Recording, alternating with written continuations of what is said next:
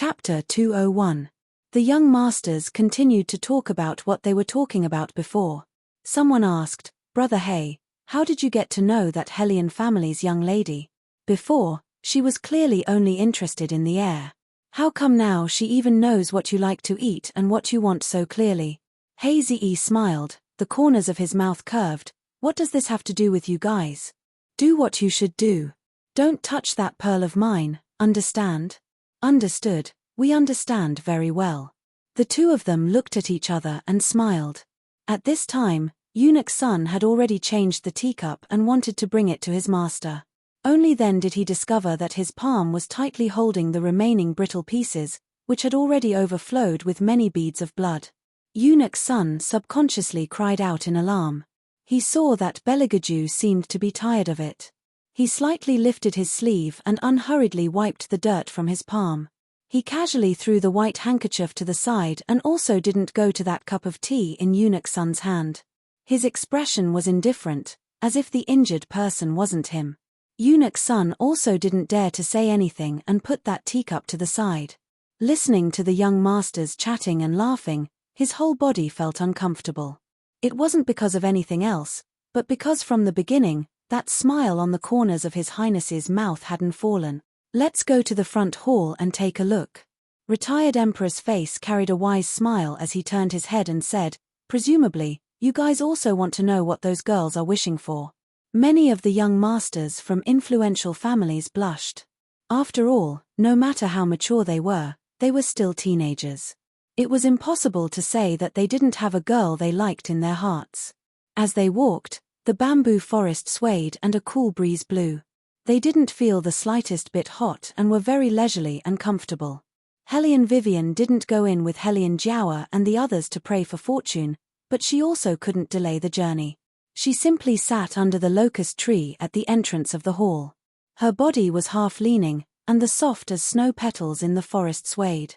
Occasionally, two pieces fell on the back of her hand. The scene was extremely beautiful. When the young masters walked over, they saw this scene. Their footsteps paused as they were somewhat stunned. Seeing this situation, He Eyes was afraid that the retired emperor would blame her, so he reminded her, "Why are you here?" Only then did Hellion Vivian open her eyes. She lazily grunted. When she saw the group of people behind Hazy gradually walking over, she quietly stood up. She was polite and good-looking, but she wasn't close to them. The retired emperor hadn't seen this side yet. He was looking sideways at the flourishing incense burning on the other side. He Eyes lowered his eyes. "Follow us in later. If you stay outside and someone sees you, they will accuse you of not following the rules." "All right." Hellion Wei yawned, the corners of her eyes were still tired. She raised her head and met with Bailey Jiaju's icy cold gaze. Hellion Vivian didn't know what he was looking at. He just stared at her without blinking, his eyes as deep as a frosty well. Perhaps it had been maintained for too long. Even the young masters of influential families standing at the side quieted down. They looked at Beligaju, then looked at Hellion Vivian.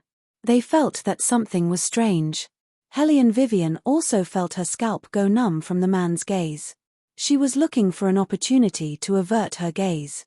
She heard the retired emperor laugh. "Isn't this that girl from the Hellion family? What? You're not going to pray for blessings? This humble girl is going." Hellion Vivian bowed as she spoke and was about to leave. The retired emperor was rather open-minded. "All right, you don't need to go by yourself. Come in with us." "Yes." Hellion Vivian didn't care. In any case, she'd go in later. She'd just shake the lot pot twice. She didn't need to pray for blessings or whatever. After the retired emperor finished speaking, he turned his head and led a group of young masters into the hall. Hellion Vivian wanted to follow behind them and hide in peace. Only, she didn't expect that Beligaju's footsteps would be so slow. The two people walked, one in front, one behind. Beligaju also didn't speak. That cold expression of his seemed as if he didn't recognize her.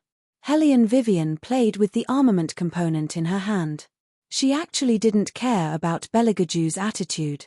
Just as she was about to go up the steps, the person in front seemed to have stopped. She suddenly heard him say in a low voice, You're actually very good to Hazy. Hellion Vivian raised her eyebrows. She didn't understand why the third prince would suddenly say such a thing. When her gaze met the man's in midair, she only saw that pair of eyes were so cold that there was almost no warmth. The surrounding air also followed and condensed a few degrees.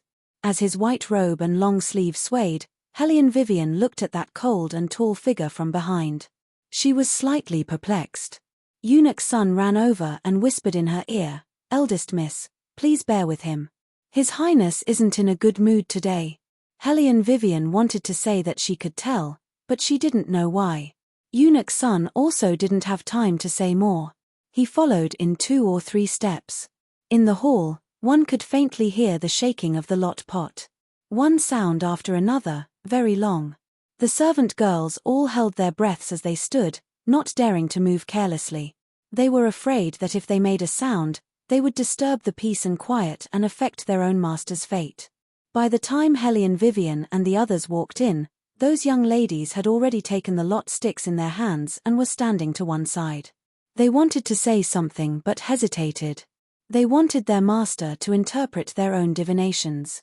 When they raised their eyes and saw the retired emperor leading the young masters in, they were first stunned. Then, they gripped the wooden lot sticks in their hands. Their faces were dyed crimson. One after another, they bowed in salute. The retired emperor waved his sleeve to let them continue. He also brought head abbot Fang Zhong over and let him interpret one of the people's divinations. One must know that it wasn't that easy to interpret a divination at the Hidden Spirit Temple. This temple was famous for only interpreting 3 divinations a day. No matter how much power you had, it was still impossible to do more. But one couldn't help but admit that the divinations at the Hidden Spirit Temple were indeed very effective. There were many high officials and nobles in the capital who spared no effort and traveled for several days just to wait for these 3 divinations in the morning. Therefore, when they heard that the abbot Fang Zhong would be the one to interpret the divinations, each and every one of the young ladies holding the wooden lot looked forward to it. After all, the abbot Fang Zhong didn't easily perform divinations. If they wanted to get 1 or 2 words of advice from him, it would be extremely difficult. It could be said that this time, it was really convenient for them. Everyone took out the lot they had drawn. Although they didn't say what they were praying for, everyone knew that 8 or 9 times out of 10, they were praying for marriage. When the Hellion Jiaowa handed over her wooden lot, she turned her small face to look at Beligaju. Her eyes swayed, carrying a bashful expression, but also appearing very well behaved. Naturally, she stood to his left. When the servant girl saw her actions, the light in her eyes carried satisfaction. Her family's young miss was too reserved before. Now, she finally knew how to take the initiative. Very good, very good. Some of the young masters also saw this scene. Their eyes flashed with obvious sadness. Hellion Vivian was still standing there, pondering how she had provoked the 3rd imperial prince. Then, she heard Hei's say, "Woman, you also go draw a lot." Chapter 202. I'm not interested in marriage. Hellion Vivian speaks the truth. Hazy looks at her like he's looking at a monster, an abnormal woman. Hellion Vivian lazily looks at him, better than someone who doesn't even dare to admit who he likes. Hazy is immediately stuck. Hey, can we still have a pleasant chat? Although their voices are very low, it's hard to avoid attracting the attention of others. Especially since Beligaju hasn't moved his gaze away from the 2 of them from beginning to end.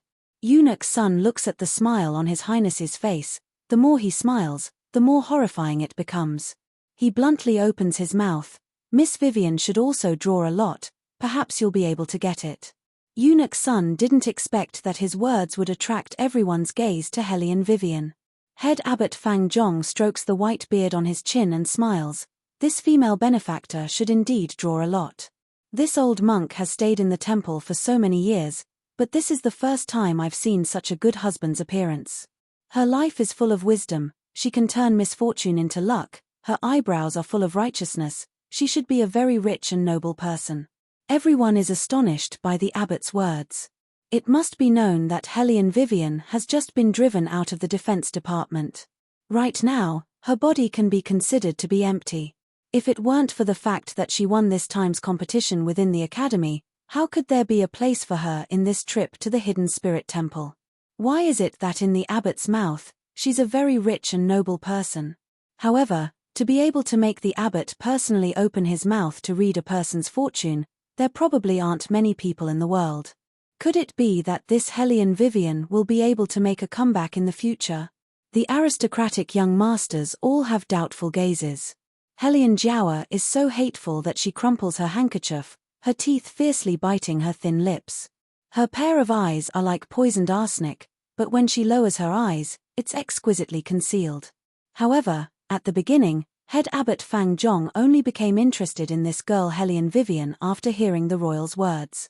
But when he really looked at her, he felt that her appearance was indeed a little different from the rest. He continued, "As for the rest, we will have to wait for the female benefactor to draw the lot." Hellion Vivian calmly accepted the gazes cast from all around. She faced head abbot Fang Zhong and smiled politely, "Many thanks for great master's good intentions. It's Wei who doesn't have Buddhist affinity. I'm used to being carefree, and I've always believed in one thing: my life is my own, not up to the heavens." Suddenly, there was a momentary pause in the hall. Everyone looked at Hellion Vivian with an indescribable gaze. Only Beligaju seemed to be curling his thin lips as he slowly adjusted his sleeves. Head abbot Fang Zhong stared blankly for a moment before bursting into loud laughter. That laughter reverberated within the palace hall and didn't fade away for a long time, worthy of being the Hellion family's bloodline. How could a golden carp not be a fish in a pond? Encountering a storm, one will transform into a dragon. Hellion Vivian, the future you truly make this old monk look forward to it. I'll be relying on Abbot Fang Zhong's auspicious words. Hellion Vivian smiled faintly. Her indifference to honor and disgrace made retired emperor raise his eyebrows. Head Abbot Fang Zhong glanced at Beligaju, who wasn't too far away. A profound meaning was written all over his face. No wonder this icy fellow took a fancy to this girl. There were many people who believed in Buddhism under the heavens, yet they didn't understand the cause and effect. How could this Hellion Vivian not have Buddhist affinity? Clearly, her heart didn't have any fear. Her comprehension was more thorough than others. She was actually very suitable for this cold and emotionless icy fellow. Retired emperor finally figured it out, perhaps it was also because of this point. Beligaju actually didn't look at him. His pair of eyes were downcast, making people unable to see any emotion. The Hellion Jiawa was listening from the side. Her entire heart twisted, but her face was still brimming with a smiling expression. Only, in a place where no one was around, her pair of hands were clenched until they were somewhat deformed. The servant girl didn't know what to say and could only move her hands and feet. She moved the Buddhist lot that belonged to the Hellion Jiawa to the front. Head Abbot Fang Zhong smiled as he picked up one of the Buddhist lots. In a few words, he solved the hexagram. The Hellion Jiawa's lot was the best lot. It was also the only good lot among the young ladies of the aristocratic families. It attracted everyone's exclamations. The best lot indeed wasn't easy to find. It could be seen how good the Hellion Jiawa's fate was. Head Abbot Fang Zhong took that lot and solved the hexagram. The first part was actually good, but towards the end, it was somewhat vague. But one couldn't help but admit that the Hellion Jiawa's hexagram was the best out of all of them. The young ladies of the aristocratic families, who previously had thoughts of guarding against the Hellion Jiawa, once again looked towards this side. Their eyes were filled with envy. The servant girl by the Hellion Jiawa's side raised her chin very high. As if on purpose, she swept a glance in the direction of the Hellion Vivian. Hellion Vivian wasn't so idle that she would bicker with a little servant girl. Her eyes stared at the corner of the Buddhist statue and her shapely eyebrows raised.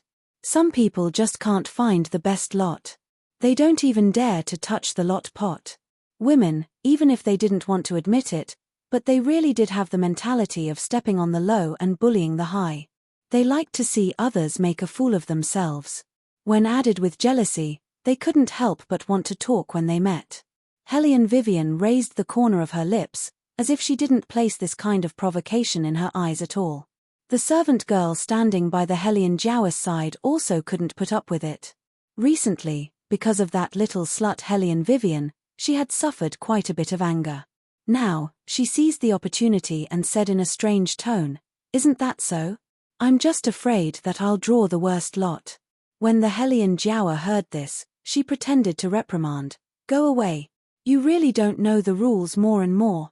The servant girl shrank her shoulders, but when she saw that there wasn't a trace of displeasure on her Mrs. face, she knew that she had taken this step with Mrs. Hart.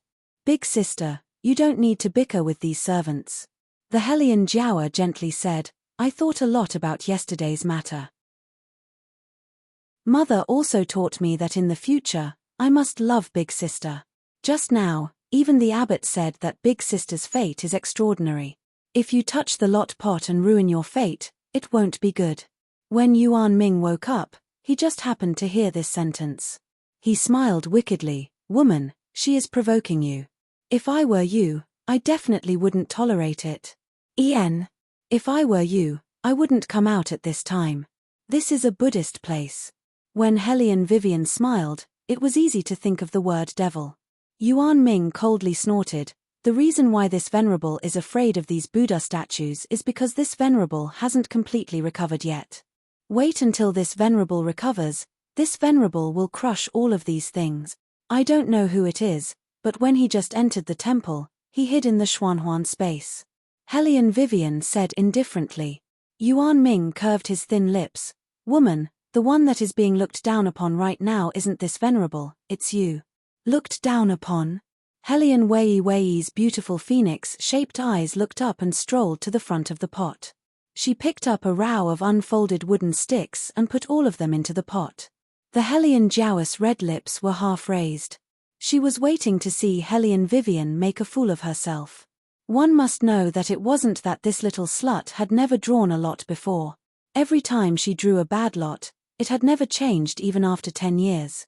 This time, just wait for her to lose face. Chapter 203. Huala. Hellion Vivian's left hand held the bamboo pot, casually shaking it. Her movements weren't as pious as the other young ladies, but it carried an indescribable handsomeness. Eunuch Sun sighed and muttered in a low voice, "Why doesn't this look like a drawing of lots, but more like shaking a sieve cup?" Hearing this, Bailey Jiaoju raised his eyes. A trace of light flashed through his indifferent eyes, faintly discernible. Letting Hellion Vivian fiddle with these bamboo pots and such was really a bit difficult for her. She casually assumed the posture of entering a casino, shaking it a few times. After getting the feeling, she raised her white hand. The wooden lot fell down. The little monk standing at the side presented that wooden lot to Abbot Fangjong. Abbot Fangjong looked at that lot and laughed heartily. "Wonderful, wonderful." "Oh!" Retired Emperor made a sound. After receiving that lot, he raised his eyebrows in astonishment. Hellion Jiawa realized that something was wrong, suddenly looking towards Hellion Vivian. She saw that she was smiling at her, shaking the bamboo pot in her hand again, with an appearance full of evil aura. Pa. The second lot fell down. This divination was truly perfect. At this time, even the little monk was a bit unsettled after seeing the lot on top. He couldn't help but take another look at Hellion Vivian. Both are the best of the best. Abbot Fangjong stroked his beard. "This is rare. Both are the best of the best." There was an uproar in the main hall, looking at each other in dismay. When they looked at Hellion Vivian again, there was a faint trace of envy and admiration. The servant girl standing by Hellion Jiawa's side was stunned, subconsciously looking at her young lady's face. Sure enough, it was ashen. How could this be? The servant girl's entire body was a bit silly, because in the past, they used to mock the eldest young lady about drawing lots. At that time, the eldest young lady would follow the other young ladies to the temple every year. The young ladies loathed her, but she didn't know. When it came to drawing lots, she was more active than anyone else, afraid that others wouldn't know that she admired the heir. What she drew lots for was a predestined marriage. Every time she drew lots, she would lose face, making a lot of jokes. What was wrong with this little bitch today? How could a person's fate be changed? How come she had never heard of such a thing? Hellion Jiawa clenched her fists. No matter how unwilling she was, she had to force a smile. Hellion Vivian was straightforward. When she passed by Hellion Jiawa, she suddenly leaned over and gently patted the dust off her shoulder. She spoke in a voice that was neither too low nor too loud, as if she didn't care if others heard her. Her voice was clear and long. "Sister, what do you think? Does your face hurt?" Such an inexplicable sentence made the people around him somewhat unable to understand. However, the Hellion Jiawa understood. Her little face completely stiffened, and the forced smile disappeared from the corners of her mouth. There was a hint of malevolence in her usually delicate eyes. Hellion Vivian didn't care about her. She returned to her original position. She was still as relaxed and indolent as before. Hellion Jiawa twisted a handkerchief. She looked like she couldn't wait to eat Hellion Vivian. Come to think of it, if Hellion Vivian didn't say anything after drawing the best lot, perhaps Hellion Jiawa wouldn't feel so shameful. From the beginning, the people who understood could see that this Hellion Jiawa clearly wanted to see Hellion Vivian make a fool of herself. In the end, not only did Hellion Vivian not make a fool of herself, she even drew 2 of the best lots in the lot pot. This was even better than Hellion Jiawa's divination. Hellion Jiawa was originally fuming in her heart, but Hellion Vivian actually asked her if her face hurt. This was the rhythm of angering people to death. When head abbot Fang Zhong saw this scene, he used all his strength to look at Bailey Jiaoju. His meaning seemed to be saying, "How come the person you fancy has the same appearance as you? Don't open your mouth, don't open your mouth. Once you open your mouth, you can be choked to death by a living person." Beligaju indifferently looked back at him. "What? You have an opinion?" Head abbot Fang Zhong silently looked at the sky. What opinion could he have?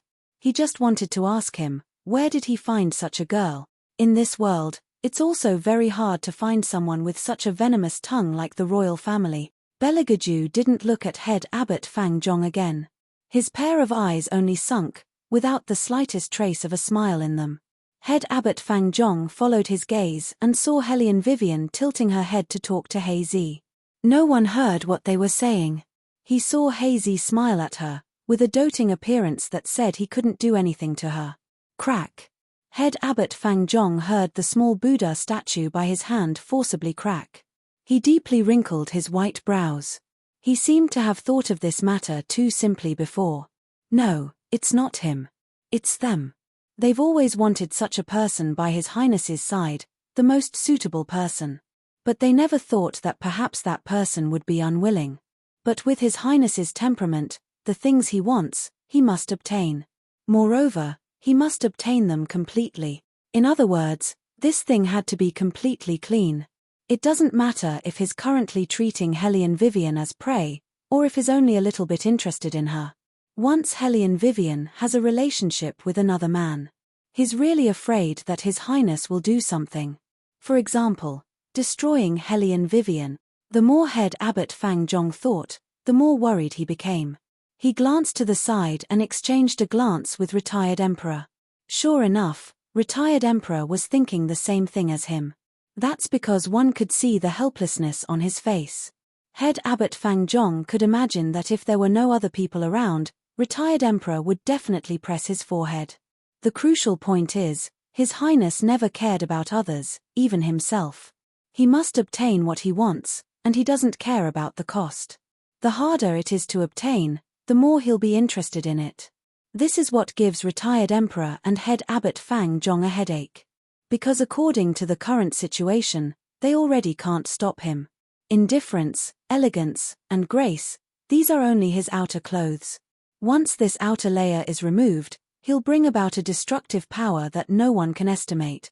Just like that year's fire, no one knows how many people he's slaughtered. This is also a worry that has been pressing down on retired emperor's heart for many years. He and retired emperor don't know how he, who hasn't reached adulthood yet, survived that fire. But when they saw a youth who hasn't reached adulthood yet sitting on the throne with an indifferent expression, with countless corpses piled up behind him, other than rejoicing, there's also fear that surges out from their hearts. Since that time, retired emperor was worried that His Highness would walk on the path of the devil. Fortunately, when His Highness woke up, he wasn't any different from usual. Only, His temperament became more and more indifferent, and his disguise also became more and more flawless. Everyone thought that he was handsome and harmless, but they've never seen his smile that isn't a smile as he raises his hand to kill people. Chapter 204. Wait, what's going on? Yuan Ming, who was originally peacefully staying in the Xuanhuan space, felt as if his blood vessels were being summoned by something. It was surging and almost manifesting his primordial spirit. He forcefully suppressed his demonic nature and coughed heavily. Woman, move closer to the Buddha statue.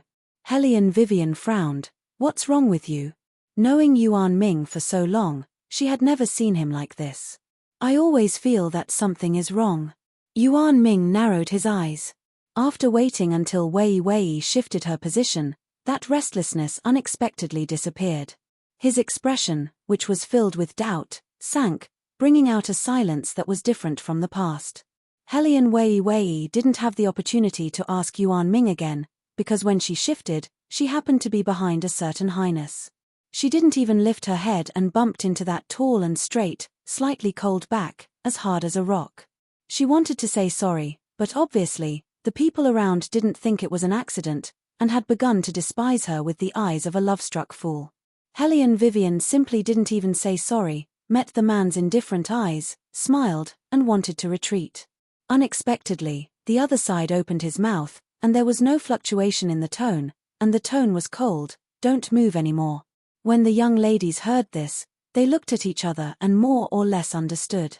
His Highness was tired of her, otherwise, with His Highness's temperament, how could he speak at this time? It was obvious that he saw through her boring tricks and warned her. Hellion Vivian hummed, and there was nothing to care about standing there. The main thing was that Yuan Xiaoming couldn't wake up again. What was going on? Bailey Jiaoju looked at the person standing behind him. She had a fierce expression on her face, and he didn't know what she was thinking about.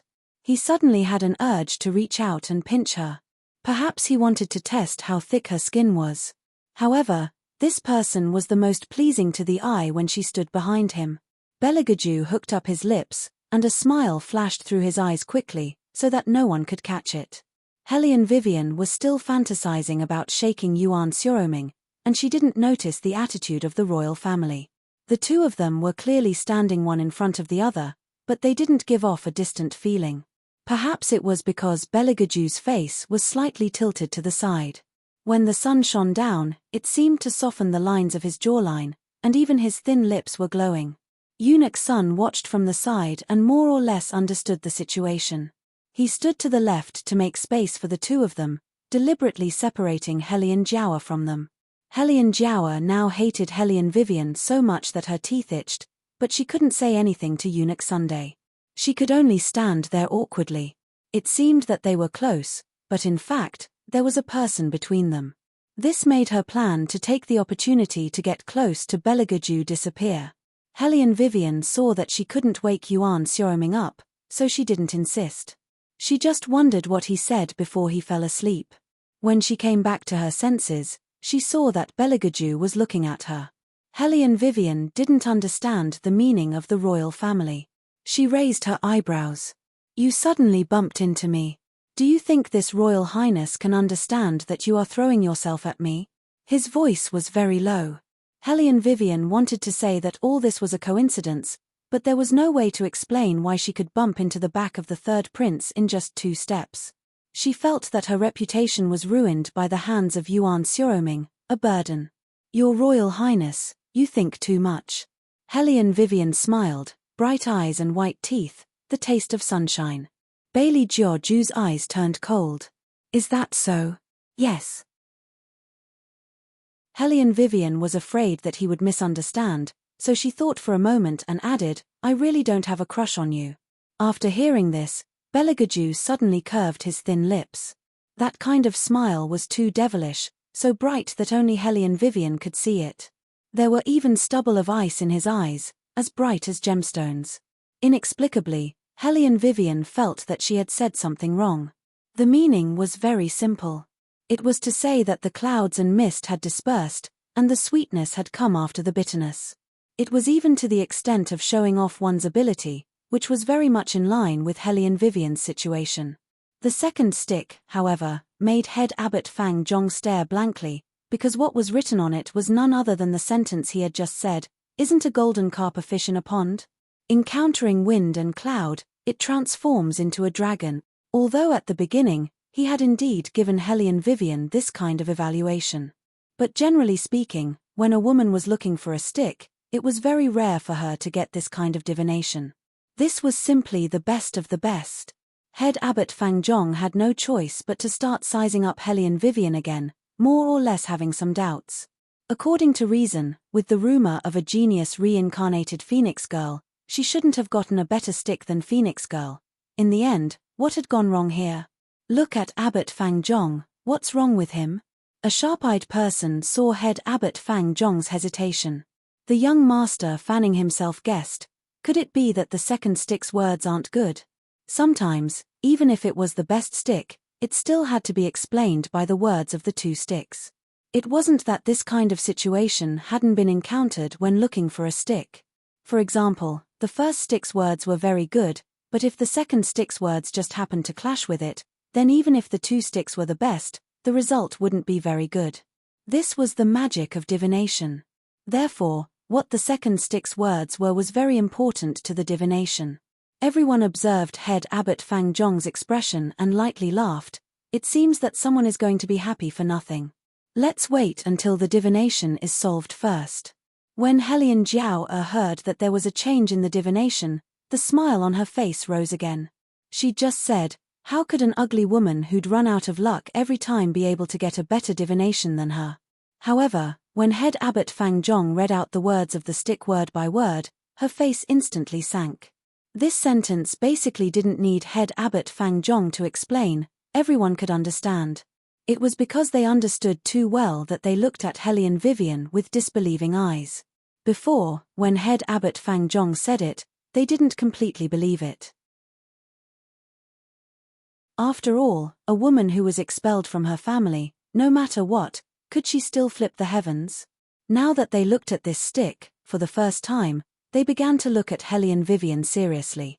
But they didn't know that it was already too late for them to look at her seriously. Because they wouldn't have thought that the trash that they thought had just climbed out of the quagmire had already become profound heaven's boss. Moreover, her martial chi had already reached level 8, far higher than Hellion Jiao by several levels. The mysterious expert that made the 4 great clans constantly think about and want to rope in, was her.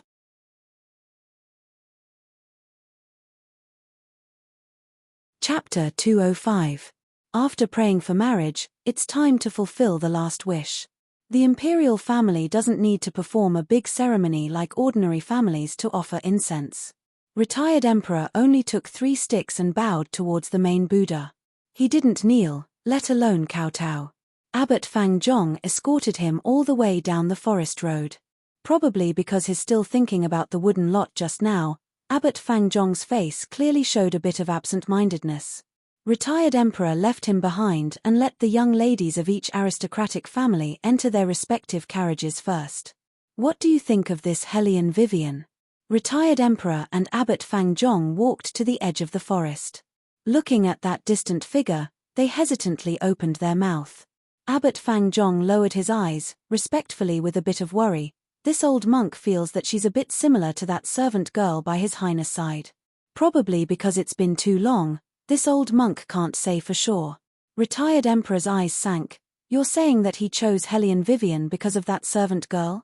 This old monk can't answer you, retired emperor. Because this old monk isn't His Highness, I can't be sure what His Highness is thinking.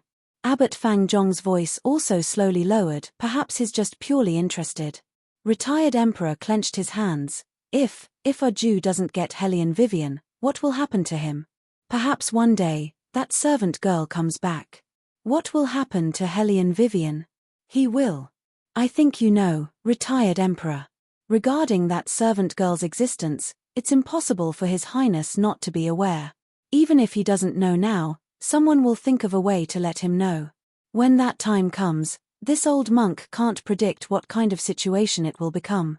Head Abbot Fang Zhong paused for a bit, then said again. Didn't you say that it's very possible that His Highness has already recovered his chi? Since that's the case, I think, according to his habits, once he has a proper master, he wouldn't want a substitute. What's more, even now, you and I still haven't figured out what kind of attitude he's holding towards this substitute.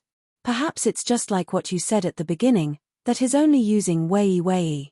When the retired emperor heard this, he pondered for a moment. Then, he looked back and said, anyone is fine, but only that servant girl. I will never allow her to get close to our Jew. She is a disaster to the imperial family. Back then, I should have tried my best to kill her. Now, everything will be fine. Amitabha. Head Abbot Fang Zhong clasped his hands together. He didn't like to talk about killing. The retired emperor steadied his thoughts. When he opened his mouth again, he was as calm and wise as usual. Then, let him obtain Hellion Vivian for him before he knows that the servant girl has returned. Head Abbot Fang Zhong furrowed his brows. Isn't this a bit too unfair to Hellion Vivian? Obviously, she was only a substitute. No, perhaps it was more appropriate to say that she was a rake. The retired emperor was still pushing her into the fire pit. The retired emperor didn't speak. Head Abbot Fang Zhong knew that this was a decision that he had already made. The imperial family had always been ruthless. Especially those who had reached a high position, even more so. The retired emperor met his line of sight, as if he was making a promise. When the time comes, if she really can't change our Jew, I will let her withdraw without a single mistake. Head Abbot Fang Zhong was astonished. The retired emperor believes that the Hellion family's girl can change His Highness. Let's take a gamble. The retired emperor looked at the figure not far away. Our Jew isn't the kind of person who will lose his head for anyone. What those elders thought of may not necessarily be effective on him, but I have to leave him with something to think about. Head Abbot Fang Zhong stared blankly. He suddenly felt that his body was somewhat cold. The retired emperor put it nicely as a thought, but in reality, if His Highness always kept that maid's shadow in his heart, then as far as Hellion Vivian was concerned, no matter how well she lived, she was still only a substitute. Even if one day, His Highness personally killed that maid, it would still be the same. It was just a pity that such a good stick was lost. According to reason, the person who was able to draw that wooden stick absolutely wouldn't walk this path in the future. Head Abbot Fang Zhong lifted his eyes again and looked towards a direction not far away. He only hoped that in this game, that unique little girl wouldn't sink too deeply. Amitabha, the retired emperor looked at Head Abbot Fang Zhong's appearance of putting his palms together. He extended his hand to let the accompanying eunuchs support him as he walked over. At that moment, he felt that he really was old. If he was still young, he definitely wouldn't take advantage of Hellion Vivian, this little girl. The more he looked at her, the more he felt that this girl's character was good, that she was sensible. However, there was no other way. His grandson needed this kind of person by his side. Even if it was a fire pit, he could only push her in. At this time, after coming out of the temple, Yuan Ming was finally able to speak. However, his voice still sounded unusually weak. He lazily nestled in the Xuanhuan space, looking like he didn't plan to come out for the time being. Hellion Vivian raised her eyebrows. What happened? I also can't say. Yuan Ming thought about what happened just now. I always felt that at that time, there was a very familiar aura. However, when you moved, when you bumped into that third prince from behind, that aura disappeared. However, the shaking was too big. You have to give this senior a bit of time to recover his strength. Hellion Vivian narrowed her eyes. What aura? I'm not sure yet. Wait until I'm sure, then I'll tell you. I'm going to sleep first. Yuan Ming waved his hand, directly blocking the mental communication. However, he hid something in his heart. He didn't know if it was his misperception. In that instant, he actually felt that man's aura.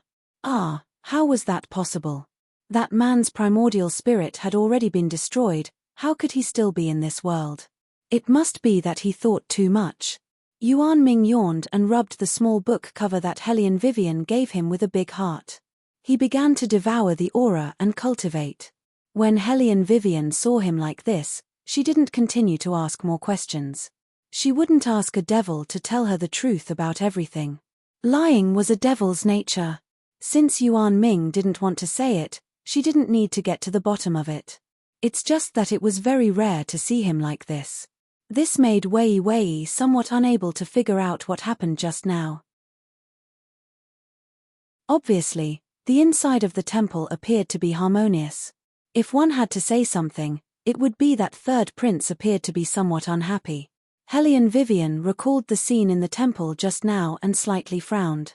Miss Vivian. Just as she was thinking, she suddenly heard someone calling her. When she turned around, she saw Eunuch Sun standing behind her. There was hesitation on his face. There is one thing that this slave wants to trouble Miss Vivian to help. Hellion Vivian withdrew her hand from opening the carriage curtain. She smiled faintly. What's the matter? His Royal Highness' hand was injured when the retired emperor offered incense. Until now, he hasn't applied medicine. Eunuch Sun said anxiously. When he met Hellion Vivian's eyes, he sighed. His Royal Highness probably forgot, but when he saw the carriage, he gave an order that no one was allowed to approach it. This old slave is worried about His Royal Highness' hands. On such a hot day, will pus form?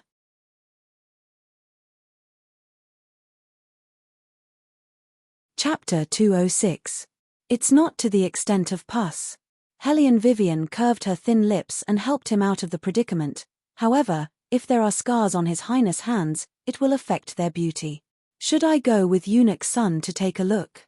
Eunuch Sun seemed to have seen his savior. His eyes lit up and he reached out his hand. Eldest miss, follow this old servant to this side. As he spoke, he turned his head and instructed those little eunuchs. You guys go ahead first. If anyone dares to speak of today's matter, be careful of your neck. Hellion Vivian knew that this was to pave the way for her. Fortunately, the Hellion Jiaoer and the others had already left. Otherwise, if they saw Hellion Vivian enter the royal family's carriage, many things would happen. Eunuch Sun's words were to help Hellion Vivian avoid these troubles, thereby achieving the goal of protecting Hellion Vivian. After all, if a woman was jealous and did something malicious, it would be hard to guard against. Eunuch Sun led Hellion Vivian all the way over. He originally wanted to let him report, but at this time, the retired emperor's carriage was also lifted. He suddenly didn't know what to do. Hellion Vivian naturally saw that he was busy, but she didn't care. I'll go over by myself. Eunuch Sun, you can go do your own thing. Then I'll have to trouble Miss Vivian. Eunuch Sun turned his head and instructed the little eunuch who was leading the way, then hurriedly walked over to the retired emperor's carriage. The little eunuch probably hadn't been with Eunuch Sun for a long time. He didn't even look at Wei Wei's eyes and lowered his head. Miss Wei Wei, His Highness' carriage is over there. Hellion Vivian looked up and saw a carved black wooden carriage not far away. That carriage was very large and didn't have any extra decorations. The carriage roof was carved with floating clouds and was made of the best sandalwood. It was low-key and revealed a sense of luxury that was difficult to hide. Okay, I got it. Hellion Vivian walked over but was stopped a meter away. That was also a small eunuch who served Bailey Jiu the entire way. Seeing that Wei Wei had arrived, the way he spoke didn't carry any trace of politeness. This young lady, look clearly. Your carriage is over there, not here with His Highness. Hellion Vivian knew that he was doing what he should do. After all, if everyone could get close to the third prince's carriage, then there would be trouble. Just as Hellion Vivian was about to explain the purpose of her visit, a voice suddenly rang out. However, the young eunuch muttered again, does he really think that it's so easy to curry favor with His Highness? Not only did he use underhanded means in the Buddhist hall, but now he's trying to curry favor with His Highness. Doesn't he know that His Highness hates this the most? Curry favor? After Wei Wei heard these two words, she sneered and extended her hand to pull him over by the collar. Her tone of voice was neither light nor indifferent. I was invited by your eunuch son to apply medicine for His Highness. However, it seems that there's no need for that now. After her words fell, Hellion Vivian turned around and planned to leave. The young eunuch snorted disapprovingly. She was invited by Eunuch Sun? Who was she trying to fool? Did she think that she was a great beauty? If it was someone like Miss Jiaoer, who had a good family background and good looks, Saying these kinds of words would make sense. Look at her face, it was so dark that people didn't dare to compliment her. What's more, in the Buddhist hall, His Highness was already disgusted with this woman. He definitely didn't want her to come close. The young eunuch raised his chin and was immensely pleased with himself. Then, he heard a voice from the carriage without any warmth. It was so cold and indifferent that it made people's scalps go numb. If she leaves, then use your head in exchange. That voice was very light, but even so, it made the young eunuch so scared that he knelt on the ground in a flash. Third. Royal family, this servant. The young eunuch trembled from head to toe. Beligaju didn't even look at him. This highness actually didn't know. When did Miss Hellion stick to this highness? Could it be that no one told you that this highness doesn't like to be misunderstood? This servant. The young eunuch only felt that he was wronged. He also heard those people say that His Highness loathed this love-struck Hellion Vivian. After all, His Highness had never let any woman receive him like this. But now, it seemed that they'd all guessed His Highness's thoughts wrongly. Beligaju's voice didn't have the slightest undulation. Shadow, take him away and cut his tongue. Tell those eunuchs that what they shouldn't say, they should all shut their mouths for this highness. Don't speak carelessly. Yes. Shadow used some strength and lifted the eunuch up. That young eunuch had long since not dared to open his mouth to speak. His lips were pale and colorless, ugly to look at. Those who wanted to harm others didn't have a good end. Hellion Vivian stood to the side and also didn't make a sound. She only calmly watched. She actually didn't think that the royal family would be so angry. But thinking about it carefully, his methods were originally like this. Perhaps it was precisely because of this kind of iron-blooded method that the four great clans wouldn't act blindly without thinking. Come up. The voice inside the carriage sounded again. Although it was still as indifferent as before, it didn't have the baleful aura of a moment ago. Hellion Vivian was still thinking about what happened just now and didn't react. Then she heard Beligaju say another sentence. Could it be that you want this prince to personally go down and carry you up? Hellion Vivian was taken for granted by his kind of reasoning. In addition, his tone didn't carry the slightest bit of emotion, making her somewhat speechless. Let the royal family carry her up the carriage? Even if Eunuch Sun had the heart to help her conceal it, it was estimated that within 2 hours, all the students would know about this news. Because that kind of scene really gave off too strong of a feeling of impulse. Hellion Wei Wei even had some doubts whether or not she would be shot to death by someone's gaze. It seems that you really want this prince to carry you. Hearing this, Hellion Vivian hurriedly said, You stand there, don't move. I'll go up by myself. Aren't you going to leave? She didn't know if it was her own misconception, but Hellion Vivian always felt that the 3 words royal family carried a bit of loneliness. Hellion Vivian's hand that was lifting the curtain paused for a moment. When she actually entered the carriage, she knew that she was wrong. Her so-called loneliness just now was completely because a certain highness had just woken up, causing his voice to be a bit hoarse. It seemed like he still hadn't woken up from his sleep. His eyes were half closed, and his thick eyebrows and dark eyelashes were lowered, reflecting a dark shadow. His ink-like long curly hair draped over his back. Inside, he wore a pure white robe. However, the collar of the robe had been pulled open by him. Large roses were embroidered on the luxurious brocade with silver thread. It was extraordinarily exquisite. Even the cuffs of his sleeves were embroidered with half a lotus. His entire person was elegant to the extreme from inside out. This kind of Beligaju lacked the indifferent, holy, and noble appearance that he had in front of others. Instead, he was more languid and deadly sexy. He was half lying on the fur-covered chaise lounge in the carriage, one of his long legs was half bent. Even when she came in, he didn't lift his eyelids.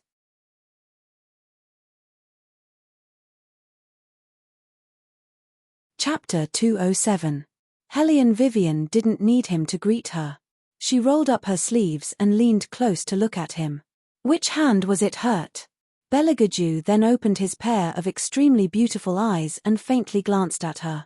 After that, he opened up his left hand. Sure enough, there was a wound in the center of his palm, and there were even beads of blood on it. If Eunuch's son knew that one day, Belegaju could be so cooperative, his eyeballs would definitely fall out of their socket. The shadows standing outside the carriage also had the same feeling. At the same time, they breathed a sigh of relief, but at the same time, they also felt that it was inconceivable. In their memories, when had His Highness ever been this obedient? It seemed like it had never happened before. He wouldn't even let a woman touch his fingers. Even that person in the past was the same. But ever since this Hellion family's young miss appeared, Master's habits became more and more unfathomable. Thinking of this, the shadows couldn't help but look in the direction of the carriage. Their eyes were filled with admiration for Hellion Vivian. Hellion Vivian didn't know how difficult it was to deal with the royal family normally. Just now, when she was standing in the Buddhist hall, she unexpectedly didn't see the wound on the man's hand at all. It was clear that the royal family wanted to hide something. If he didn't want to, then no one would know. Hellion Vivian looked at that wound. It didn't look like it was caused by a sharp weapon. Rather, it looked like the royal family had crushed something. In the end, who made him so angry? Hellion Vivian swept a glance at the arrangement inside the carriage. She also didn't find any ointment. Instead, there was a handkerchief. However, this kind of wound generally needed to be disinfected. What she was afraid of was that there were some shards stuck inside. Thinking of this, Hellion Vivian stood up. She didn't expect that this kind of action would touch the man's reverse scale. It made him ignore the wound on his hand and directly grab her wrist. His eyes as deep as the cold pool of midnight watched Hellion Vivian attentively. His tone was indifferent. "Where are you going?" The silhouette of the man with a silver mask had an illusory beauty that was otherworldly. Only his pale thin lips gave people a sense of cold asceticism. His pure white clothes had some golden embroidered clouds at this moment, making him look even more noble. Being looked up at by him, Hellion Vivian always felt that in his eyes, she was his whole world. It was probably because he was used to being looked down upon by the royal family. Hellion Vivian told herself that, but she still felt that this royal was more likable. At the very least, she didn't have a venomous tongue. Unexpectedly, Belegaju's next sentence was, "Do you want to go out now and smash someone to death? It's really rare to bump into someone while walking." Hellion Vivian, other than attacking her intelligence, would the royal family talk to her about anything else? Suddenly, without any warning, Bailey Georgiou forcefully pulled and pressed her into his embrace. His white robe danced in an arc along with his movement. He pinched her chin and then slowly raised it. His pair of eyes were slightly cold. "In the future, stay further away from Hazy. Do you understand?" "What's wrong with Hazy?" Hellion Vivian frowned. She subconsciously thought that he was thinking about the involvement of the 4 great families. She lowered her eyes and said, "Don't worry, I know what to do. Even if we have a good relationship, there are some things that shouldn't be said, so I won't say it." "So, shouldn't your highness let go of your hand?" Hellion Vivian used her strength and skillfully pressed down on his wrist. She lightly flung it away and then tidied up her clothes. "Your highness, in the future, just say what you want to say. Don't use your hands." In order to avoid misunderstandings, we have to say this properly. With every sentence she said, the man's ink-black eyes became even more gloomy. By the time she finished her last sentence, those ink-black eyes were already suffused with a faint golden light. Belegaju's gaze very slowly swept over Hellion Vivian's body. After that, he slowly said, "You have a good relationship." Hellion Vivian didn't understand why he would ask so much about Hazy. He probably didn't want her to be involved with the 4 great families. After thinking for a while, she said, "We'll talk about him later." "Where's the ointment? Where is it? Didn't you put it in the cubicle last time?" "I threw it away." It was still the same indifferent and slightly cold voice. He said it so confidently. At the same time, Wei couldn't be reasoned with, but at the same time, she also felt that it was indeed Third Prince's style. Whatever he did, it was always based on his own mood. Wei almost suspected that if he wanted to obtain the throne, wouldn't it also be something that could be easily obtained? Unfortunately, the royal family didn't seem to have a very high interest in the throne. It wasn't enough. He just didn't have an interest. He also wouldn't allow other people to steal the power that belonged to the royal family. That's why the four great families were mentally and physically exhausted when they encountered such a prince. They wanted to rope him in, but they didn't have a way to rope him in. They wanted to deal with him, but they were always miserably dealt with. Hellion Vivian shook her head. She extended her finger and poked his palm. Her attitude was very casual, as if she was talking to a partner that she used to do everything with in the past. I can't not deal with it. I'll go ask them for the ointment and needles. Beligaju raised his eyebrows and looked at her. He didn't let her get up again. Instead, he ordered outside, prepare a new set of the things that this highness just threw away and send them in. His voice was very light. It had a magnetic texture, and it couldn't be changed from being cold and luxurious. Hellion Vivian thought in her heart, no wonder all the young ladies in the capital wanted to marry him. This kind of man indeed had the capital to captivate people everywhere.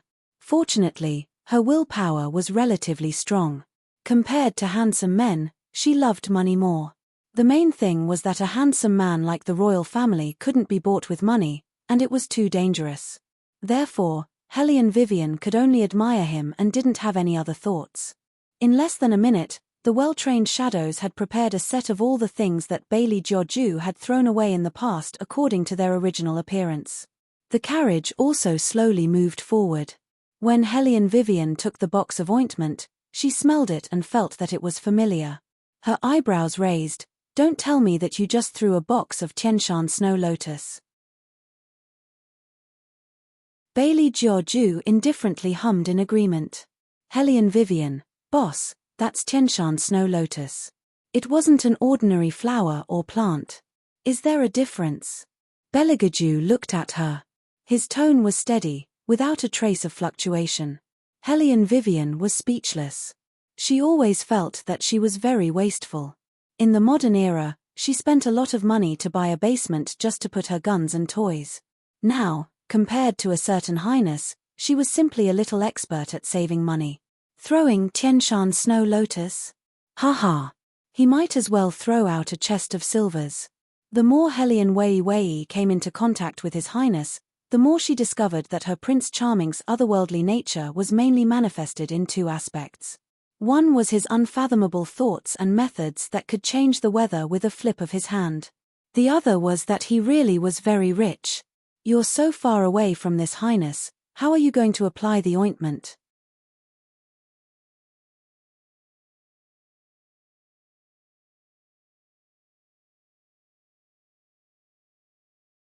Chapter 208. Beligaju's slender and white fingers rested on the short sandalwood table. His emotionless eyes fell on Hellion Vivian's body, and his eyebrows raised. Hellion Vivian felt that she was close enough. This carriage was the biggest, but there wasn't much space. If she moved a little closer, the two of them would inevitably have physical contact. It's easy to get hurt if you get closer. Hellion Vivian turned her face to the side and dipped the needle in the ointment ground from the Tianshan Snow Lotus. She didn't raise her head and said, "It's not good to offend His Highness when the time comes." He seemed to look at her, and his tone was indifferent. "There's nothing bad about it." En. Hellion Vivian raised her eyebrows and looked into his eyes. She was still wondering if this man's misophobia had been cured. She heard him slowly open his mouth. "Sooner or later, I'll offend you." When he said the word offend, she didn't know if it was intentional or not, but he reached over Hellion Vivian and put down the curtain behind her. His voice was neither light nor heavy as it brushed past Hellion Vivian's ear. When his breath hit her ear, it always made people feel a little numb. Hellion Vivian turned her face to the side and looked at the man's cold eyes. She shifted her position. This man was simply the Evildor of Evilders. If he wanted to bewitch someone in the future, it would be very easy. Hellion Vivian raised her head and smiled. She moved closer and naturally held Beligaju's wrist with one hand. She held the silver needle in the other hand and slowly opened the place where it should be broken into pieces. Her whole person gave people a very comfortable feeling. However, she still felt that the two of them were too close to each other. She didn't know if the royal had any complaints about her touching his hand. The whole time, He lowered his eyes to look at her. The sense of presence was too strong, making Hellion Vivian wrinkle her eyebrows several times. However, this didn't affect Hellion Vivian's treatment of the wound. Her hand didn't even tremble. First, she picked the ointment in his palm. Crush the dregs and apply the ointment directly, then tie it up with a white handkerchief. Done. All right. Hellion Vivian stood up. She wanted to stop the carriage so that she could get off. However, Bailey Jiaoju instructed the people outside, hurry up, go to the front. Hellion Vivian, on the wooden table, the smoke in the mouth of the Chilean incense burner became thinner and thinner. Belagaju opened the lid of the burner and swept a glance at her. If you go down now, everyone will know that you have boarded my carriage. No, she didn't mean that at all. If others found out, there would be endless trouble. The thing she was most lazy to deal with was trouble. Hellion Vivian yawned and was a little sleepy. Then when can I go down? Belagaju's beautiful eyes narrowed. She didn't like to stay in the same carriage as him.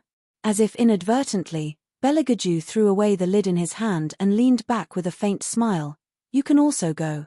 If she moved, he would break her pair of claws, so that he wouldn't be annoyed by it. Hellion Vivian glanced at him and felt that this person was a little unhappy. She frowned, then tell them to stop. Belagaju's fingers, which were hidden under his long sleeves, clenched. He smiled wickedly and said coldly, drive faster. Hellion Vivian. Was the royal deliberately making things difficult for her today? Did they have to be so unreasonable? Perhaps, I can stay here for a while before going down. Chatting until now, Wei Wei had a bit of awareness. Third Prince didn't want other people to know about the relationship between the two of them right now. Belagaju grunted and slightly tilted his head to the left, as if he didn't want Hellion Vivian to see his current mood. Hellion Vivian didn't care where she slept.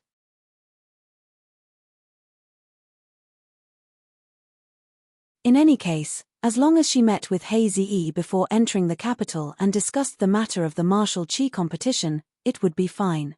Thinking like this, she casually found a place to sit down and leaned against the window. She was very self-aware and distanced herself from the third prince.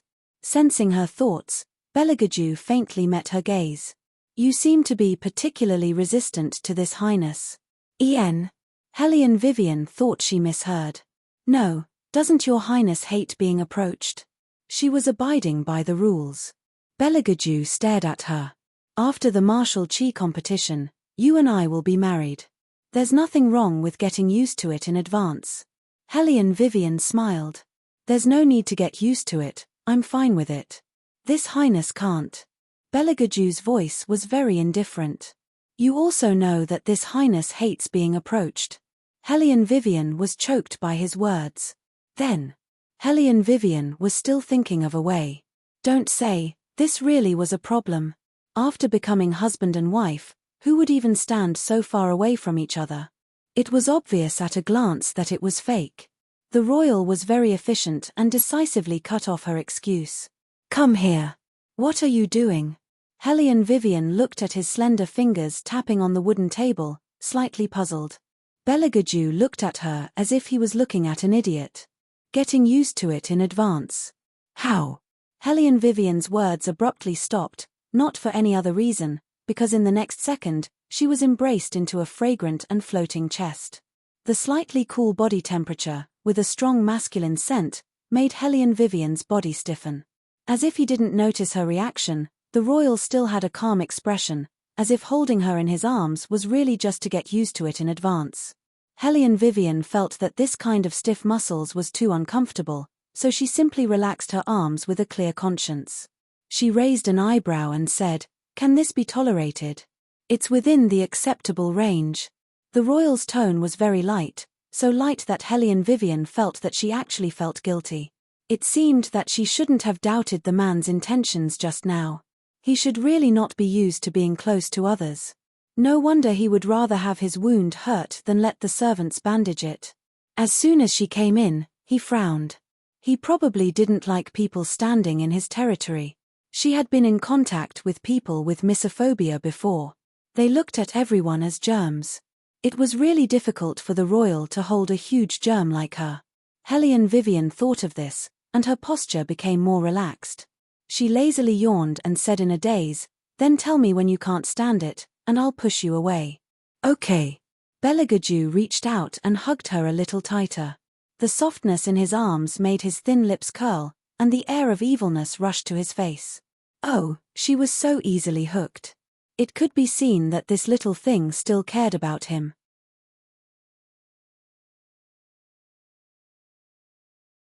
Fire Chalene, who came to watch, silently turned its head. This liar, who didn't even blink when he lied, was really its master. However, it wasn't wrong to think about it. His Highness' principle of treating his prey was to use all means possible. But when it came to patience, this seemed to be the first time. But it was obvious that Hellion Vivian's attention to other men made His Highness lose this patience.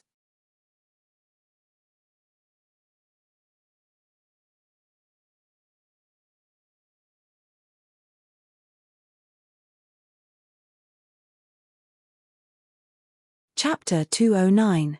Why aren't you continuing? Beligaju stopped what he was doing, as if he was smiling, but there wasn't the slightest trace of a smile in his eyes. Even though Hellion Vivian felt that she didn't handle this matter properly, but what she had to say, she still had to say, "Your Highness, we made a contract. It says that we should help each other, not restrain each other."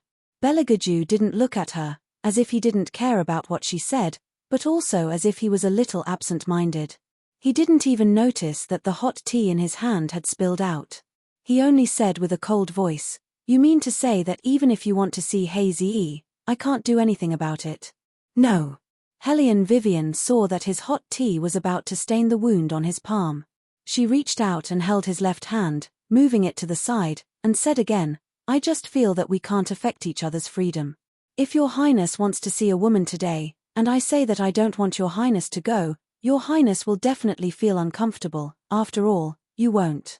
Without waiting for Hellion Vivian to finish speaking, Beligaju faintly interrupted her, and said with a clear and cold tone, "I know who I'm going to marry." In other words, you don't know who you're going to marry. Being said like this by a man, Hellion Vivian actually felt a bit guilty. Logically speaking, it was indeed a taboo for a normal couple. Have you ever thought about what the consequences would be if you lost your reputation before the martial chi test? Beligaju's voice didn't seem to have changed, but the clouds outside suddenly thickened by a layer.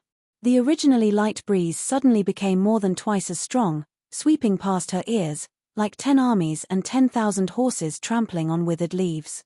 It was a bit scary. The consequences would be that you can't marry into the imperial family for the rest of your life.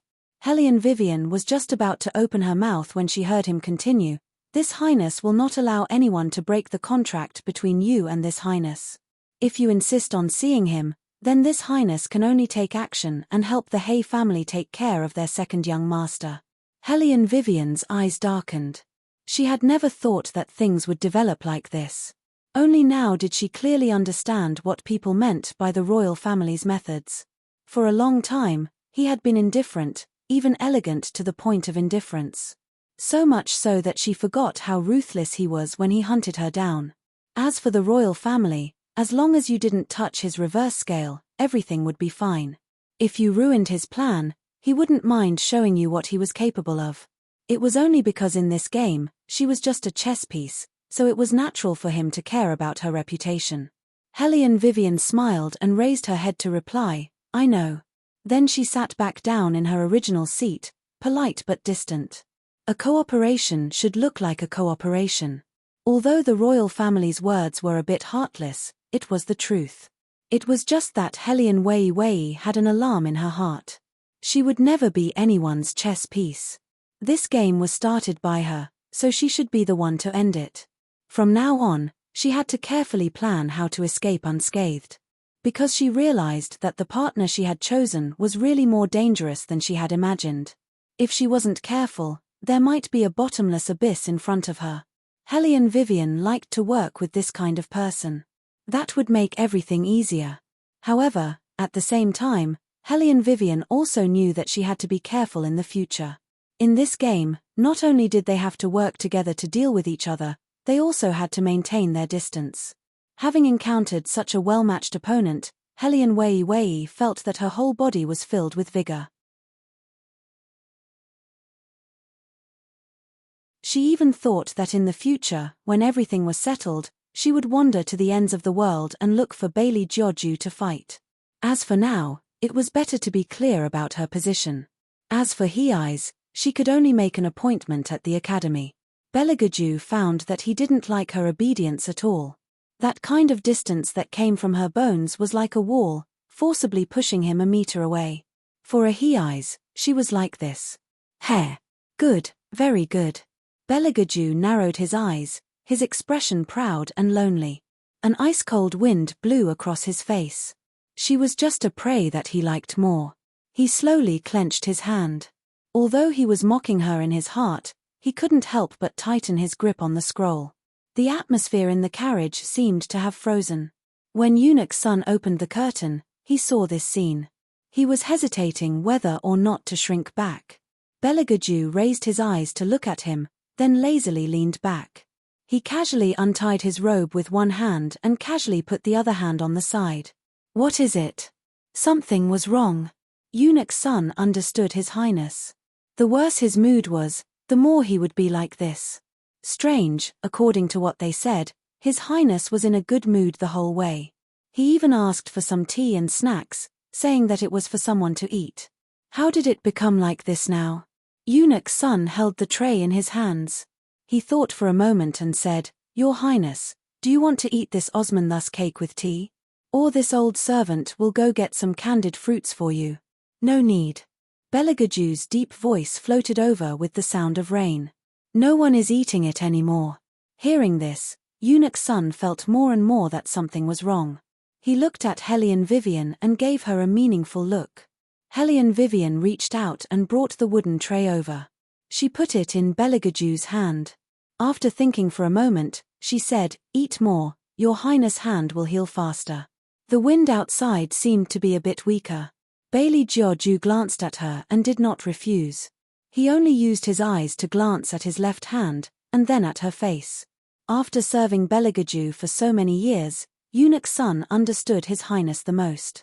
Seeing this scene, he quickly said, Eldest Miss, it is inconvenient for His Highness to eat with his hand. This old servant's hand is also dirty.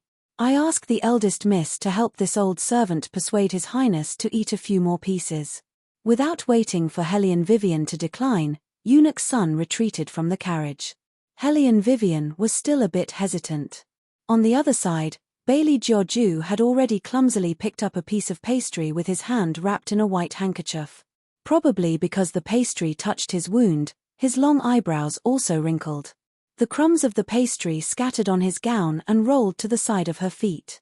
He appeared to be somewhat embarrassed. Hellion Vivian didn't think much of it.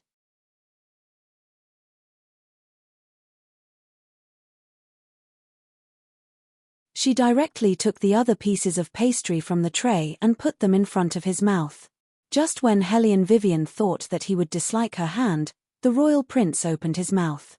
When his thin lips slid across the pastry, he lightly touched her finger. It was a bit cold that was hard to ignore. Hellion Vivian couldn't help but take a step back. Looking at Beligaju's slightly puzzled eyebrows, she felt that she was making a fuss over nothing.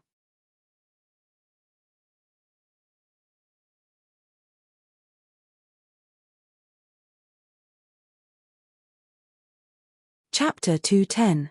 His Highness probably didn't bite her finger on purpose. Although this man's mind was very deep, he didn't seem to think too much about the matters between men and women. According to Hellion Vivian's experience, she felt that this kind of abstinent Prince Charming usually liked soft little white rabbits because it was more fun to bully them. Hellion Vivian wasn't wrong. There were indeed many people who liked that kind of thing. But she had never thought about it. There was a kind of man called Beligaju. He didn't like to bully little white rabbits, but lazy and difficult to tame people like her. The more difficult it was to manipulate, the more Beligaju wanted to break her claws. The wind outside the carriage finally slowed down, and it was very comfortable to blow on the face. Okay, you can eat the rest. It was originally prepared for someone, so Beligaju naturally wouldn't eat too much. What's more, he had never liked to eat these things. Since he had already taken advantage of it, he would stop. The smarter the prey, the more he had to stew the frog in warm water, gradually. As for the other obstacles, Belagaju narrowed his eyes and slid the tip of his tongue over his fingertips. If necessary, he would personally take action. Hellion Vivian at the side didn't know that Belagaju had this idea, or it could be said that she was a little hungry since just now. She looked at the half-piece of Osmanthus cake in her hand, opened her mouth and swallowed it. Her eating posture was elegant, but her small face was still puffed up. The Osmanthus cake tasted very good. It wasn't too sweet, and it was made with the best honey. When it melted in the mouth, it was so delicious that Hellion Vivian was very satisfied. Belagaju looked at her and was stunned. This highness ate that before. Hellion Vivian puffed up her cheeks and looked up, chewing the Osmanthus cake in her mouth. Didn't you say that I should eat the rest? Belagaju looked at her indifferently and seemed to be quite helpless. He supported his forehead with his fingers. I was talking about the food on the plate. Forget it, you continue to eat. For some reason, Hellion Vivian felt that the words forget it were an insult to her intelligence. Looking at the small face in front of him, Belagaju's eyes flashed with a smile. He put his finger to his mouth and coughed a few times. Hellion Vivian naturally saw that he was making fun of her, and suddenly felt a little depressed. Thinking about it, she was usually very smart, but why did she always feel that her brain was not enough in front of this man? Go ahead and laugh if you want to. Hellion Wei leaned back and curled her lips. That kind of vexed little action was very small, but it was clearly caught by the black-bellied His Highness. He thought, in fact, this prey has a weakness. As long as he can hold on, there will be a day when he can directly eat her. He was looking forward to her performance after the wedding. I should be able to use the golden silk prison bed in the palace. She was very suitable to lie on top of it and be slowly invaded by him. That scene would definitely be very beautiful. His prey must be matched with the best things so that he can offend her to his heart's content. Your Highness, the carriage is about to enter the city. Eunuch's son paid attention to the surroundings. Even if he didn't want to, he had to remind his master through the curtain. In a while, the carriage of the academy students will take a fork in the road and will separate from the carriage entering the city. Do you think it's time for this servant to send eldest young miss back, in case there are too many people talking about it? This time, Hellion Wei did not wait for Bailey Jiaoju to open his mouth. She patted the Osmanthus cake off her body and directly lifted the carriage curtain. She smiled faintly and said, Eunuch's son, please lead the way. I have to go back.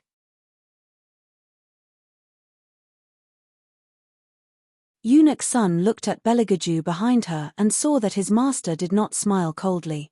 Only then did he nod his head and answer frankly, yes. Belagaju indifferently drank a mouthful of tea. After Hellion Vivian left, he glanced at Anying. Anying naturally understood his master's meaning. He respectfully lowered his eyes and then swept in the direction of Hellion Vivian. To walk back to his own carriage from the third prince's carriage, there was originally a distance between them. But Eunuch's son was a shrewd person. Along the way, he made arrangements and asked someone to drive Hellion Vivian's carriage in front and behind. This way, it was convenient to change. Eunuch's son lifted the curtain for Hellion Vivian with a smile on his face. This time, it's all thanks to the eldest miss. As servants, we are worried about His Highness, but we can't understand his thoughts. We can only rely on the eldest miss's help. Hellion Vivian raised her eyebrows and chuckled. I also can't understand your master's thoughts, but it's right to follow the fur of a tiger. Eunuch's son suddenly choked. It's not good to compare His Highness to a tiger, right? Hellion Vivian did not look at his reaction and entered the carriage. What's wrong? Belagaju looked at Anying, who came back in less than a quarter of an hour, and raised his beautiful eyebrows. Shadow thought about it for a while, but still decided to recite Hellion Wei's words to him. Bailey Jiaoju sneered, she's actually smart. So it turned out that she was just coaxing him. He thought that she was being sincere. Such a little thing, she was not afraid of a tiger like him swallowing her. He thought that even she helped him bandage his wound under Eunuch's son's instructions. His good mood just now had changed, and it made his eyes turn even colder. Follow the fur of a tiger? Who was the real prey between the two of them? It seemed that someone still did not know what to do with her claws. Continue to look at her. Beligaju withdrew his gaze. Shadow, however, was somewhat lost in his own thoughts. He'd also thought that if he told that information to His Highness definitely wouldn't spend so much energy on Wei Wei like he did now. To him, there should only be that one person who was special. But An Ying could not help but rejoice that there was a person like Hellion Vivian, so His Highness did not have time to listen to other news until now. It's just that Shadow looked at the carriage not too far away and let out a long sigh. If the main character really did come, then Wei Wei, to His Highness, would only be left as a tool to be used. However, no one cared about those minor details anymore, because returning from the Hidden Spirit Temple meant that the martial chi competition that everyone was looking forward to was about to begin.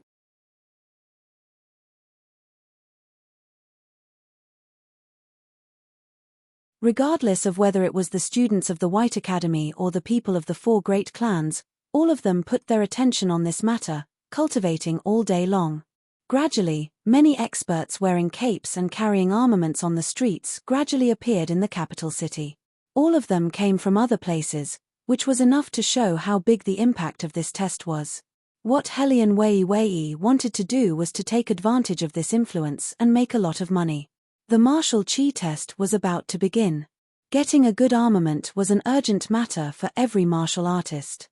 And as the boss of Profound Heaven, she naturally would not let go of such a good business opportunity.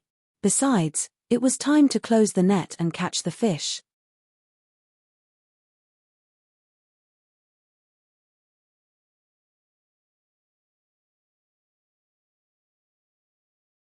Chapter 211. Originally, it was very difficult for Hellion Vivian to leave the White Academy in the past. Firstly, she did not have the authority. Secondly, after she was driven out by her family, those teachers had always looked down on her. In addition, her master, Grandmaster Zizun, was not around recently. If she wanted to ask for leave, she even had to write the reason why she wanted to do something. Now it was different. The leave in her hands was won by the Academy's examination. No one would ask where she went and what she did down the mountain. Therefore, after returning to the White Academy again, Hellion Vivian did not go to class unlike ordinary people, which made everyone think that she was shocked. After all, a person who only knew how to do martial arts but did not understand what martial chi was, appearing in class at this time was indeed very awkward. Some people even suspected that Hellion Wei Wei simply did not understand the principles that the teacher was talking about. That was why she took the initiative to give up on the lessons during this period of time, so that everyone would not be able to take care of her when they were practicing martial chi. After hearing this news, the Hellion Jiaowa coldly snorted. She is quite self-aware this time. As she spoke, she instructed the servant girl below, in the future, there is no need to inquire about this little bitch anymore. Mother is right, I was too short-sighted in the past. Being serious with an ugly woman like her is simply lowering my own taste. Let her fiddle with her pile of scrap iron in her dreams. No matter how well she does it, she won't be able to sell a single piece, let alone participate in the martial chi competition. Go and see when Mother will be back, and help me ask about the current situation of Profound Heaven. Yes. The servant girl saw that her miss was in a good mood, and her attitude also followed suit. Miss wants to get an armament from Profound Heaven before the martial chi competition. The Hellion Jiaowa nodded, that small face with arrogance. Father should have already set up a connection for me. Now I am just waiting for Mother to come back. The servant girl took the opportunity to flatter. You are really worthy of being Miss. This servant heard that the armament of Profound Heaven is very difficult to get. Few of the young ladies in the capital can get it. Father's connections are naturally not weak. Hellion Jiaowa blew on her freshly dyed red hair and coolly glanced at her. What's more, those people who only rely on their families to get ahead, how can they compare to me? The servant girl smiled. Miss is right. Presumably, the boss of Profound Heavens heard of your reputation in the capital and knew that he had offended you in Armament City. He wanted to give Miss an armament to atone for his crime. You can say that in front of me, but don't say that in front of outsiders. Although Hellion Jiaowa was scolding her, her face was full of pride. The maidservant lowered her eyes. Young miss, don't worry, I know that those people outside are jealous of you. I won't say such words outside. If he were to meet someone like the eldest miss who had evil intentions, what kind of trouble would it cause? It's good that you understand. The Hellion Jiawa leaned back and reclined on the sandalwood chair. She looked like she had already obtained the profound heaven's armament. The servant girl smiled again and fawningly handed her a cup of tea. Her every move was subservient. She breathed a sigh of relief, thinking that the young miss had finally returned to normal. During this time, because of the eldest miss, the young miss's mood had never been good. In the end, the ones who suffered were them, the servants. However, the eldest miss was also too much. Why did she like to jump around in front of the young miss so much? Now that something big happened, she was beaten back to her original state.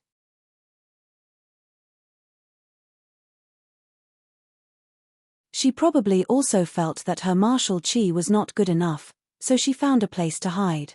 As the servant girl thought, she looked at the Hellion Jiawa's face. Seeing that she seemed to be asleep, she gently put down the fan in her hand and also took a nap. However, they didn't know that at this time, at this moment, Hellion Vivian was sitting on the second floor of Profound Heaven's #1 shop. She was dressed in men's clothing and holding a paper umbrella. She stood with her back to the light, making the servant who came to greet her very puzzled. This guest, our steward, is out today. We don't know when he will be back. Would you like to come back another day? The servant who was doing chores was very polite and his tone was gentle. This was the recruitment policy of Profound Heavens. No matter how good the other party was, Hellion Vivian's first rule was to choose a servant who could make the customer feel good. Therefore, the reason why Profound Heaven's business was so good was not without reason. Hellion Vivian turned around and looked at him. Her thin lips slightly curved. I'll wait for a while. The servant was stunned. Obviously, he was stunned by the person in front of him. He had never seen anyone who looked so gorgeous. At this time, Hellion Wei Wei had regained her appearance. She was wearing a long robe with a golden border and clouds inlaid with 1-inch wide roses. Her beautiful hair was lazily draped over her ears. Her jet-black hair was alluring. She was not dressed very neatly, but her figure was graceful and graceful. Her posture was elegant, her complexion was magnificent, and her aura was like the moon. Under the golden sunset, her straight and slender legs were more beautiful than a model's. Especially when her red sleeves floated in the air and she held a folded umbrella in her hand. The servant thought that he had seen a fairy from the sky. He was a little confused and stood there in a daze.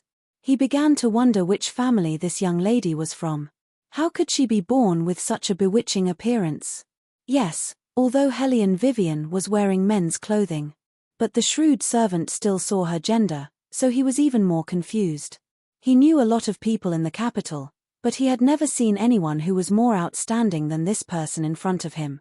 Strangely, he had never seen this person before. No one in the capital had ever mentioned such a person. While the servant was puzzled, he saw the carriages of the 4 stewards appear in front of the shop. The servant was shocked. Usually, only 1 or 2 stewards came to the shop. Why were all 4 stewards here today? Could it be that the second boss was coming? That's not right. The second boss sent a message the day before yesterday, saying that his father had been very strict recently and was forcing him to get married. He disliked that he was always hanging around outside, so he was grounded in the backyard. He said that he would only be released in 2 days.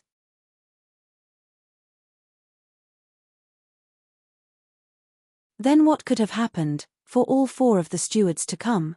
The servant thought for a moment. He could no longer care about the guests behind him.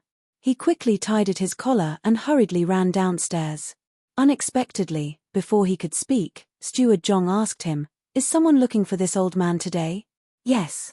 The servant quickly responded and followed Steward Zhong to look around. "Where is that person?" Strangely, Steward Zhong, who had always been calm, sounded a little anxious. The servant pointed upstairs. "That guest is still waiting in the private room on the 2nd floor. On the 2nd floor?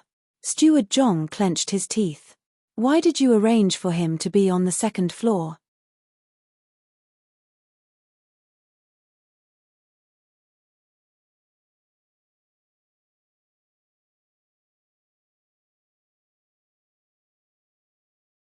Chapter 212. The servant thought to himself, "It wasn't me who arranged this. It was that person who entered the building as if it was her own home. She entered the private room as if she was familiar with the place. She knew the layout better than him. The second floor it is."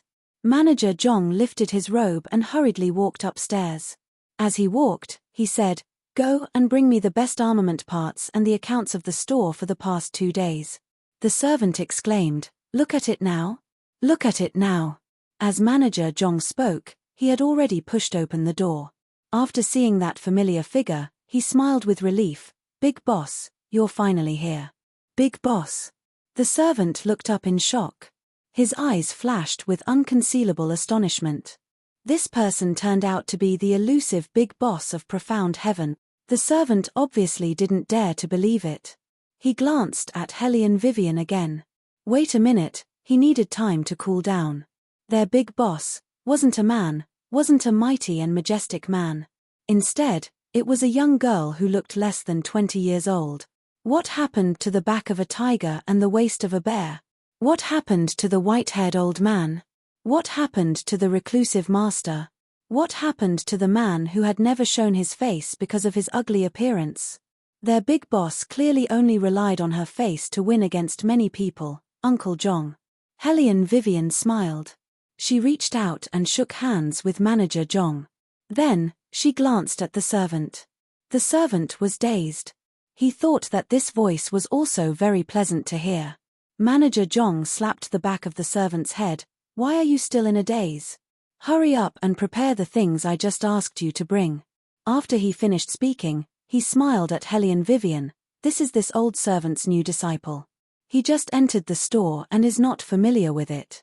Hellion Vivian smiled. "Very good. We can hang him in the store as a mascot." The servant suddenly felt like he was in a dream. Was he just praised by his idol? No, after getting the accounts, he must go downstairs and run a few laps. Steward Zhong looked at his own subordinate going downstairs foolishly, helplessly shook his head and said to Hellion Wei, "As soon as this old servant received the boss's letter, this old servant rushed back from outside. Only, I don't know what the boss meant by making a profit." "Old Zhong, that's enough. Our brothers haven't all arrived yet and you want to trick the boss into giving you lessons." The burly manager Wei walked up. Wei saw that all of her capable subordinates had arrived. Only then did she put away the umbrella in her hand, her eyes shining. "You should all know that the armaments test is about to begin. Compared to other armaments, our business is indeed not bad. However, compared to what I expected, it's still a bit worse. That's why, starting today, we need to change our business philosophy. From now on, the only thing we need to do is to build momentum." "Build momentum?" Steward Wei was a little confused. Profound Heavens is currently flourishing. Those people are squeezing their heads and trying to order an armament from our guild. Who in the entire capital city doesn't know about Profound Heavens? They are no different from country bumpkins. Hellion Vivian put down the umbrella in her hand. Although the action was light, because of the excellent armament, it changed the surrounding airflow. This is not enough. This is not enough. Manager Wei stared and turned to look at Manager Zhong. Even the calm and steady Manager Zhong couldn't understand Hellion Vivian's meaning. He could only wait for Hellion Vivian's next words. Hellion Vivian's slender fingers tapped on the table. When she looked up, the sun was setting. Outside the large French windows, it was as if the entire evening had become her foil. Her eyes flashed with a burning light. The harder it is to obtain something, the more precious it is. Let's spread our brand. From today onwards, stop all armaments production. Tell them that in the next few days, Profound Heavens will only sell 5 armaments. We will implement a membership gold card system. We will sell armaments in the form of an auction. Every day, the auction house will only invite 100 gold card members to participate in the auction. If you want to see it, you can come and visit. But there's one thing, you have to reserve the location in advance. This approach is a bit too bold. Manager Wei was tongue-tied. He had never thought that doing business could be done this way. After all, when they opened the shop, Big Boss had told them that everything should be based on the customer's feelings. Now, it seemed like it was the other way around. Was it possible for those high-ranking officials and nobles to curry favor with them? What's more, those people were not only rich merchants, but also first-ranking officials. Would they accept this approach? However, Manager Wei had to admit that once this approach was successful, they would completely break through the current stage and truly enjoy the same treatment as the century-old aristocratic family shop. This made him feel excited no matter how he thought about it. Hellion Vivian glanced at him and smiled evilly. Where we come from, there's a term called private customization. There's also a term called limited release. Manager Wei, you have to remember that the so-called private customization and limited release only mean one thing. Some people need these things to show their worth. It's not for anything else, but to let everyone know that they have something that no one else in this world can have. So there's no problem at all. Taking advantage of this opportunity will make a good profit. At that moment, Manager Wei felt that the young lady in front of him didn't seem like a businesswoman. Her mouth carried an evil aura that ordinary women didn't have. It was like a raging fire that easily made people think of a battlefield. She was like a queen standing behind the scenes, arranging and scheming, commanding the troops.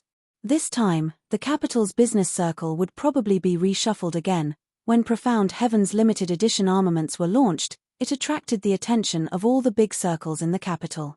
Just like what Hellion Vivian said, one of a kind, this kind of symbol of status was very eye-catching. Adding on the fact that the armaments test was approaching, everyone was very curious about the auction that would be held the day after tomorrow. Even those who didn't need armaments also wanted to see the elegance of the limited edition armaments. It could be said that they had no regrets in life. Even the retired emperor, who had always been experienced and knowledgeable, was alarmed. He sent people to Profound Heaven to reserve a seat for the auction, preparing to personally see the legendary armaments. Big Boss, is this okay? Manager Zhong took out a pure silver card and gave it to Hellion Vivian. Hellion Vivian took it and looked at it. Her beautiful fingers twirled around and the corners of her mouth slightly curved. Not bad. When you give it to everyone, make sure that it's real money. Tell them that here, identity and whatnot are of no use. Yes. Manager Zhong slightly lowered his head. To be honest, he completely didn't think that this kind of card would be bought by people. But the situation was beyond his imagination. Now, the whole capital was talking about the silver card. In their eyes, this kind of silver card had already become a symbol of noble status.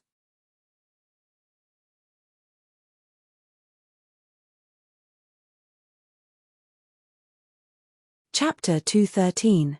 It was night and the moonlight was getting darker. Outside the window, one could see the mountains and trees. The steward of the general's residence was holding a lantern outside the door in the middle of the night. He looked left and right as if he was waiting for someone, looking very mysterious. When he saw the carriage coming, he hurriedly held the lantern and went up to it. "Madam." It turned out that the person who rushed back in the middle of the night was none other than Su Yang Mo, who was ordered by the retired emperor to stay in the Hidden Spirit Temple to abstain from meat and prey. This trip to the Hidden Spirit Temple not only caused her to lose a maidservant for no reason, but she also lost 70 to 80% of her face. If it weren't for her husband's family having a say in the imperial court, she really would have stayed in the Hidden Spirit Temple for 10 days to half a month. But even if it was only 3 days, it was enough to make Su Yang Mo vomit a ball of anger in her heart. She glanced at the steward coldly. "What about the thing I asked you to do?" "Don't worry, madam, I have already made arrangements. Recently, Profound Heavens is doing some kind of VIP card distribution. I have already made an appointment with the steward there. Tomorrow, madam will be able to bring Miss there. You will definitely be able to buy a good armament." The steward held the lantern for Su Yang Mo while waiting at her beck and call. Su Yang Mo nodded in satisfaction and said, "What has that little bastard been doing recently? Eldest Miss doesn't have the slightest bit of martial chi in her body. Recently, White Academy's courses are all related to martial chi. She probably couldn't stay any longer and asked for leave." The steward reported word for word the news he received from the courtyard. Su Yang Mo smiled. her face showing her natural arrogance. "All right, you can leave. We will go to profound heavens first thing in the morning tomorrow." After so many years of flattery, she knew that little bastard better than anyone else. She felt inferior, yet she wanted to stand out. Now, she finally knew what she was worth. After this martial chi test, that little bastard would understand that she and her beloved daughter were not on the same level at all. She was originally a good-for-nothing, and when her name was removed from the family, she left so vigorously. At that time, she would still have to come back like a beggar without a single redeeming feature and beg for a living.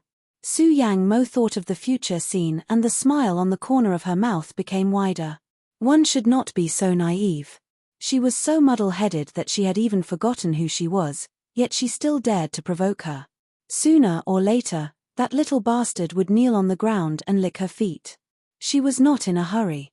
This was just the beginning. At night, the crescent moon hung in the sky. In the extremely luxurious palace, there were layers of white gauze curtains. A huge and incomparably luxurious golden cage was placed in the middle of the bedroom. Beside the cage was a pool of clear water. Inside the cage was a large carved bed made of pure wood. There was something like a bracelet hanging on the bed.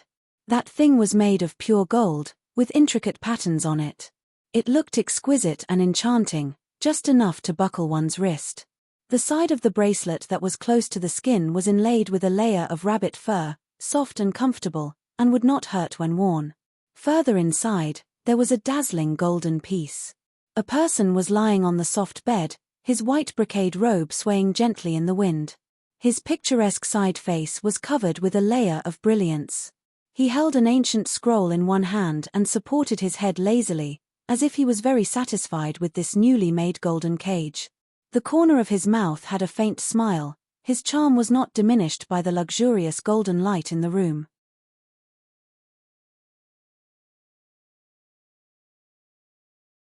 On the contrary, he was elegant and charming, taking the full advantage of the romantic. Nangong Lai, who was sitting opposite him, shuddered when he saw his smile. "Ah Ju, are you really going to sleep here in the future?" "Yes." Belagaju responded unhurriedly. Nangong Lai swallowed a mouthful of tea. "Don't you think this thing is too eye-catching?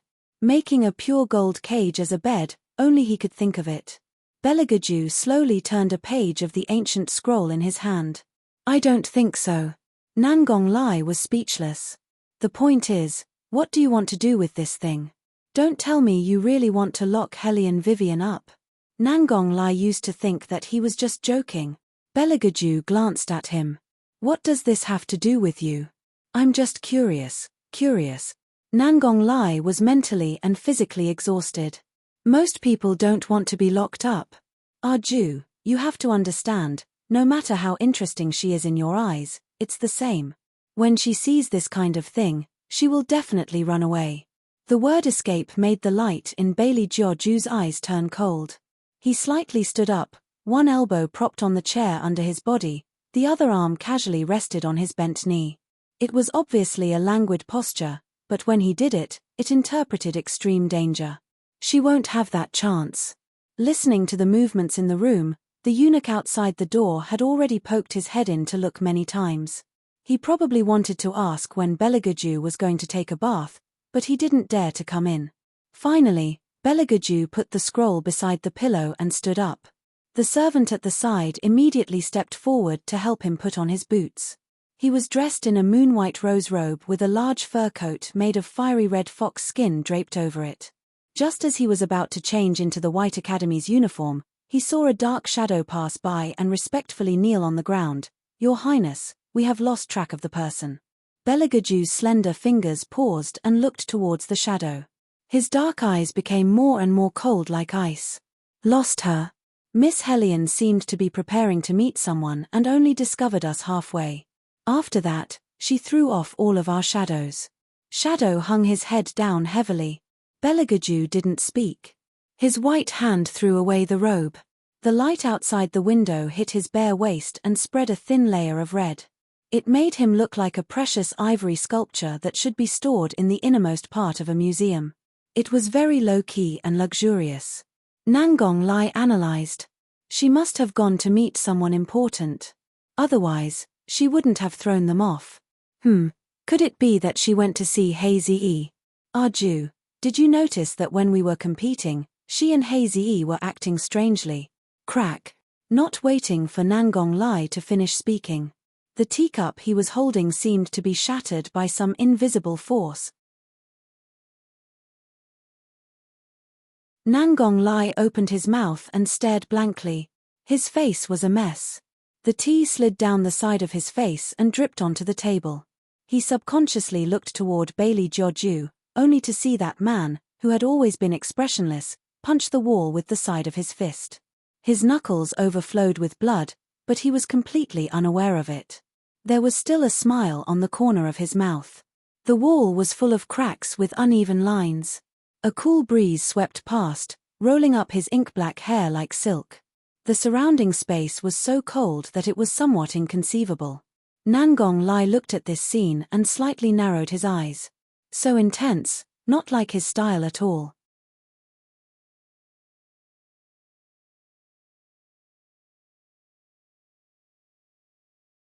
Chapter 214. The night grew darker. Hellion Vivian, who everyone thought was hiding because she was afraid of losing face, had already finished the last armament. She reached out and pressed her neck, turning left and right handsomely. Then, looking at the 5 dazzling armaments on the table, she lazily smiled. "Where's Hazy-E?" "He's not here yet. Young Master was locked up by Master. I'm afraid he won't be able to come out for the next few days." Manager Zhong marveled at the exquisiteness of those armaments. His eyes were filled with emotion. Holding a magnifying glass in his hand, he looked at them from beginning to end. Hellion Vivian smiled and sat down on the wooden chair. Immediately, someone handed her tea. Hellion Vivian thanked the servant, then asked, "Hasn't he been quite well behaved recently? Why does Master He still dislike him?" It seems that because he did something, the royal family sent people to investigate. Manager Zhong didn't take this matter to heart. Hellion Vivian raised her eyebrows. She didn't know that a certain highness would find trouble with Hazy-E. In the future, she would find time to properly talk to a certain highness. He was an ally, so he couldn't casually use a knife. There's still 4 more hours until daybreak. You all should go to sleep. Hellion Vivian put down the teacup in her hand. As if she thought of something, she said, "Oh right, leave 3 spots for me." Manager Zhong frowned. 3 spots? Miss still doesn't want to announce your boss's identity. It's not time yet. Hellion Vivian curved her thin lips. However, it's still okay to properly enjoy the privilege. When the time comes, I'll bring my friend over. Manager Zhong's face lit up.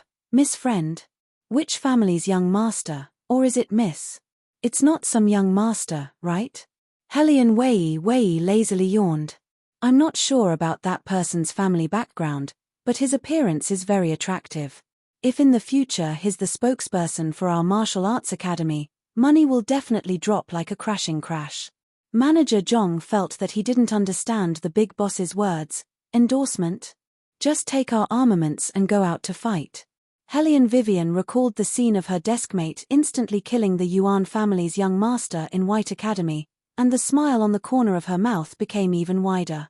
He's the kind of person who can control any kind of martial cultivator. When Manager Zhong heard this, his face was filled with astonishment. What kind of martial cultivator can control it? Did such a person still exist in the War Dragon Empire? Logically speaking, martial cultivators and martial artists' martial chi complemented each other.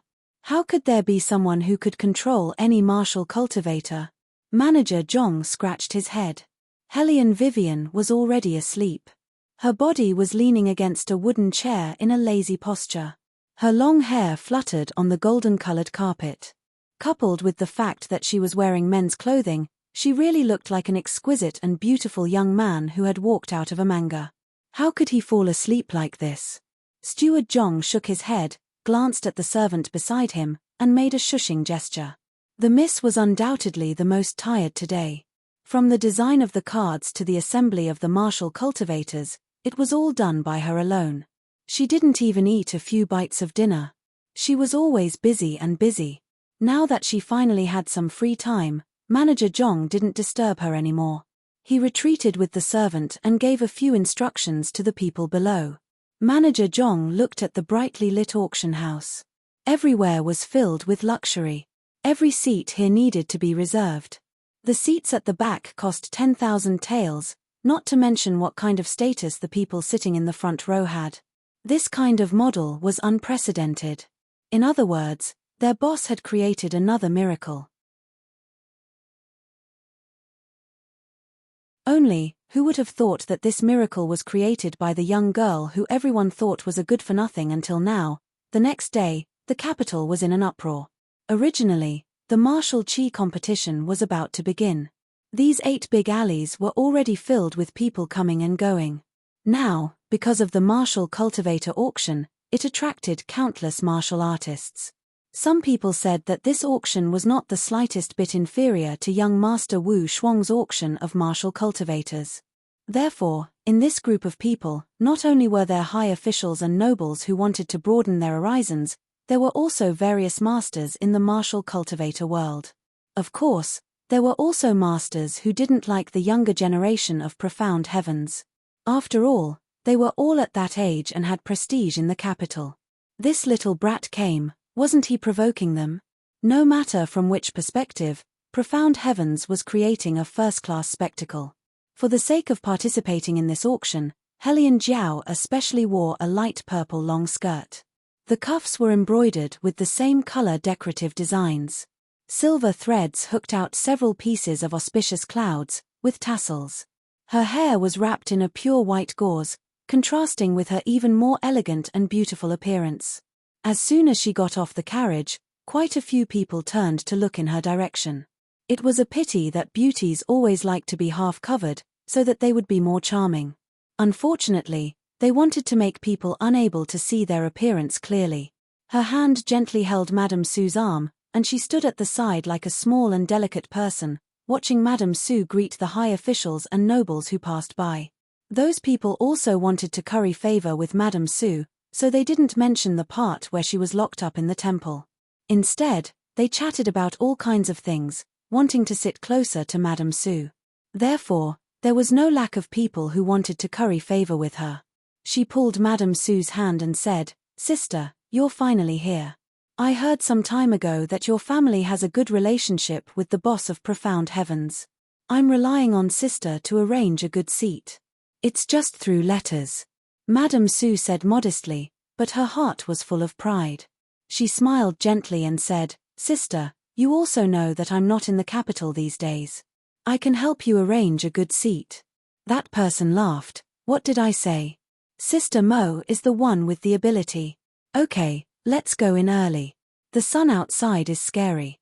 My girl's skin has been delicate since she was young. She can't stand the sun."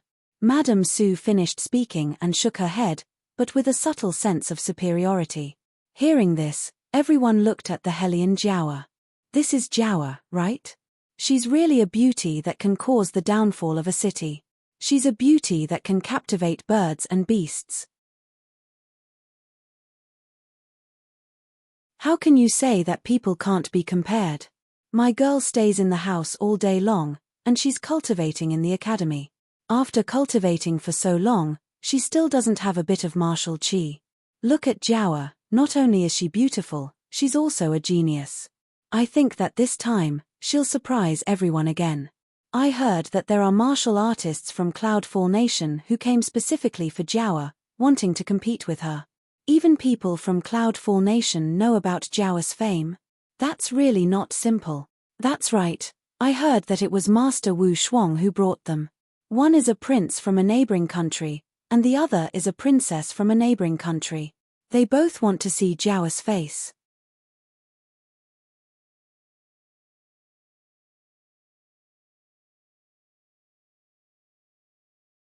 Chapter 215. I think that whatever princess is jealous. Someone laughed and intimately pinched the Helian Jiawa's face. Look at you, how did you give birth to such a beautiful face? You're going to outshine all the women in the world. Auntie Chen, you're making fun of Jiawa again. The Helian Jiawa shyly lowered her eyes, but the corners of her mouth revealed a complacent smile. The maid standing next to the Hellion Jiawa also spoke without restraint. "Young miss, you're too kind and too modest. You're obviously the most beautiful." Unexpectedly, as soon as her voice fell, a person walked over from not far away. That person seemed to have just woken up. Her jade-like green left hand held a bamboo umbrella, and under the umbrella was a person wearing a red feathered gown. She walked very lazily, and her long calves were casually exposed. Her long silk-like hair hung unbound on both sides, dark and curly. She had a snow-white oval face without much makeup. Her lips were light and very beautiful, but there was a bright red mole at the corner of her mouth. The knurled gown complemented her snow-white skin. Her eyes were bright and slender, and the corners of her eyes were raised. Her curly hair fell to the side of her ears, and the corner of her mouth had a charming smile. The red gown made this laziness even more stunning. Although the gown was for men, because the person wearing it was too lazy to the bone, and the immortal aura was otherworldly, people could tell at a glance that it was a woman. At that moment, almost everyone sucked in a breath of air. Their eyes didn't turn as they stared at the fairy that appeared out of thin air. Their faces were filled with unprecedented surprise. That person seemed to not notice the gazes around her as she held the umbrella and casually looked at them. The Hellion Jiawa clenched her hands. She was naturally unhappy that such an uninvited guest stole everyone's attention. When she saw the face clearly, she was even more so. "Isn't this that village girl?" the maid blurted out, causing Madame Su to look over. "What village girl?" Madame Su looked at the figure in the distance and felt that it was strangely familiar. But when did such a young girl of the same age as her beloved daughter appear in the capital? Why didn't she know at all? Seeing that her miss didn't say anything, the maidservant said, "It's the fairy that was talked about in the capital some time ago." Madame Su was in the general's residence at that time, so she was naturally affected by this rumor. She had never taken this matter to heart before. After all, she had meticulously raised Jiao since she was a child. Whether it was the hair cream or the rouge, they were all made of ready-made pearls. She wanted her to grow up into a beauty that no one could compare to. How many times had she entered the palace? How many daughters had she seen? None of them were as outstanding as her Jiao. Naturally, she would not believe the rumors that were circulating in the alleyways. But now, it seemed that there really was something in the capital that she didn't know. Madame Su wrinkled her eyebrows. She didn't like this feeling of being out of her control. But even so, she knew what to say in this matter so that her beloved daughter wouldn't be compared. Nowadays, these girls don't know the rules. With that kind of dress, where did they come from? It's a debate. In the future, when you see this kind of person, take the miss and stay away, do you understand? Although Madame Su's mouth was scolding the servant girl, in fact, she wanted to express that the woman's origin was unknown. She didn't know where this seductive woman came from, but she couldn't even be compared to her family's Jiao. When the crowd heard this, they followed one after another, just don't know which ignorant person's soul has been seduced. It's still Jiao who looks. That person originally wanted to say good-looking, but felt that this statement was too hypocritical. Abruptly, she changed it to pure. Hellion Jiao's face was still smiling, but her heart had long since lost the good mood from before. She waited until there was no one else around before she pulled the servant girl over. She used some strength in her fingers and said, "You go and find out for me who that person is. How did he appear here? She's also wearing a robe that looks good." "Yes." The maidservant trembled as she responded. Not for anything else, but because of Hellion Jiao's twisted little face. No one had seen the true appearance of the most talented woman in the capital. Only she knew that no matter how cute a person was, when her expression was sinister, it was really frightening. "This servant will go and follow her." "Wait a moment." Hellion Jiao called her back. "Go and ask her what she does. If she's just a lowly wench in the red light district, then give her a sum of money and let her stay far away from the capital." Hellion Jiao had been surrounded by stars for a long time. She simply couldn't tolerate anyone who was prettier than her. Previously, when they met for the first time, Hellion Jiao didn't feel much threat because at that time, her dressing was so unsophisticated that it could drop dregs. She only relied on her good looks, skin, and figure. Right now, Helian Jiao clearly and distinctly felt that in front of that person, she had fallen by a large step. No, she must make her disappear. Or, before she leaves, make her tell you the secret to whitening her skin. Helian Jiao's eyes were filled with poison. Ask her what she eats on a daily basis. The maidservant cautiously asked, what if she doesn't say?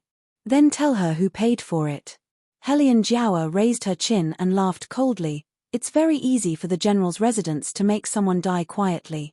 The maidservant felt a chill run down her back and hurriedly responded, yes. Then she hurriedly chased in the direction Helian Vivian had just left. It had to be said that Helian Jiao was ruined by her own arrogance. If she hadn't looked down on Helian Vivian before, she wouldn't have failed to recognize the umbrella in Helian Vivian's hand. Because that wasn't an umbrella at all. Rather, it was the armament that Wei won at Armament City at that time. However, in order to make it more practical, Helian Vivian had made a few small adjustments later on, so that it had a function that no other armament had. Invisibility. As long as it reached the right temperature and wind direction. This umbrella could automatically create a false airflow, hiding Helian Vivian, who was holding it. However, its external appearance hadn't changed much.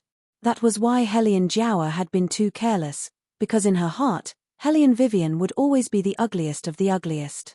Helian Vivian had originally wanted to change her clothes first, then paint her face and go to the academy to find those two guys. She wanted to invite them out to watch the armament auction. In the end, just as she turned a corner, she discovered that there was still a small tail that she hadn't shaken off. Only, this small tail was clearly inferior to the previous person, and didn't even know how to hide his presence. Helian Vivian turned sideways, and her ankle suddenly turned.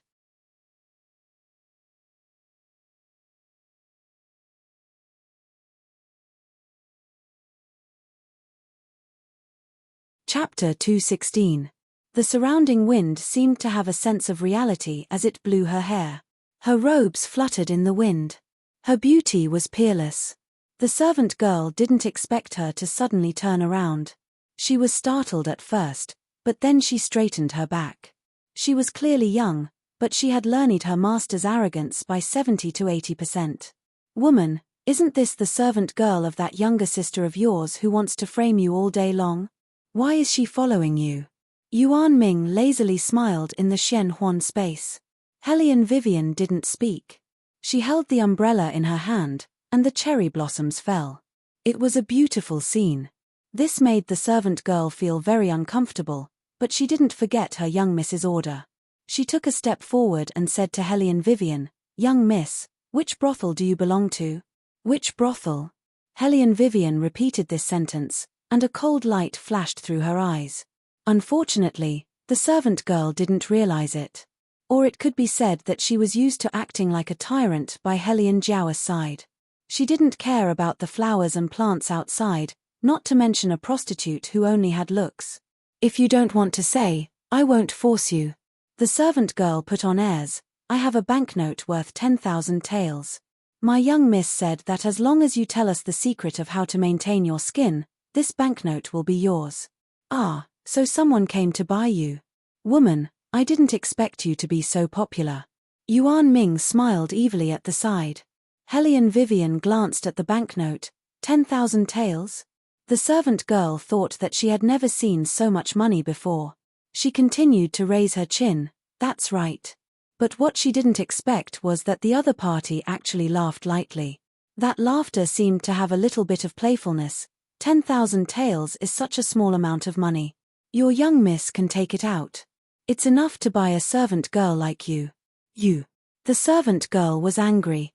She thought that such a wild woman dared to challenge her, a head servant who came from the general's residence.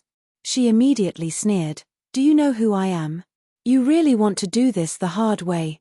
Helian Wei casually glanced at her and allowed her to yell at her side, as if she simply didn't put her in her eyes. Compared to Helian Vivian's faint smile, the maid's warning did not have any effect. Instead, it became unnecessary noise. When the maidservant saw this, she didn't care about anything else and scolded, Do you really think you're so valuable? You're just a whore. I'm talking to you. Can't you hear me? Hellion Vivian looked at her. Suddenly, she tilted her head and smiled. Then, there was a slap. A slap landed on his face. The maidservant was shocked and covered her face in disbelief. She was so angry that her face was distorted. She glared fiercely and screamed, "You dare to hit me! You dare to hit me! You bitch!" Pa. Hellion Vivian raised her hand again. Her smile was cold and charming. "So what if I hit you? You. I'm going to kill you." The maidservant completely lost her mind. She bared her fangs and brandished her claws at Hellion Vivian. She looked like she wouldn't give up until she beat her to death. Hellion Wei merely smiled. That gloomy and cold aura that she had been concealing started to emit without restraint. Her pair of bright and beautiful eyes were gradually dyed with frost. Suddenly, her finger moved like a dancing butterfly, drawing a curved line that cut through the air. Shua. The sharp end was firmly pressed against the maidservant's neck. Her movements were so fast that the maidservant didn't have time to react. When she came back to her senses, there was a small cut on her neck. "As long as I use a little bit of force, your artery will be cut open." Hellion Vivian held the umbrella in one hand and the silver knife against the maidservant's neck with the other.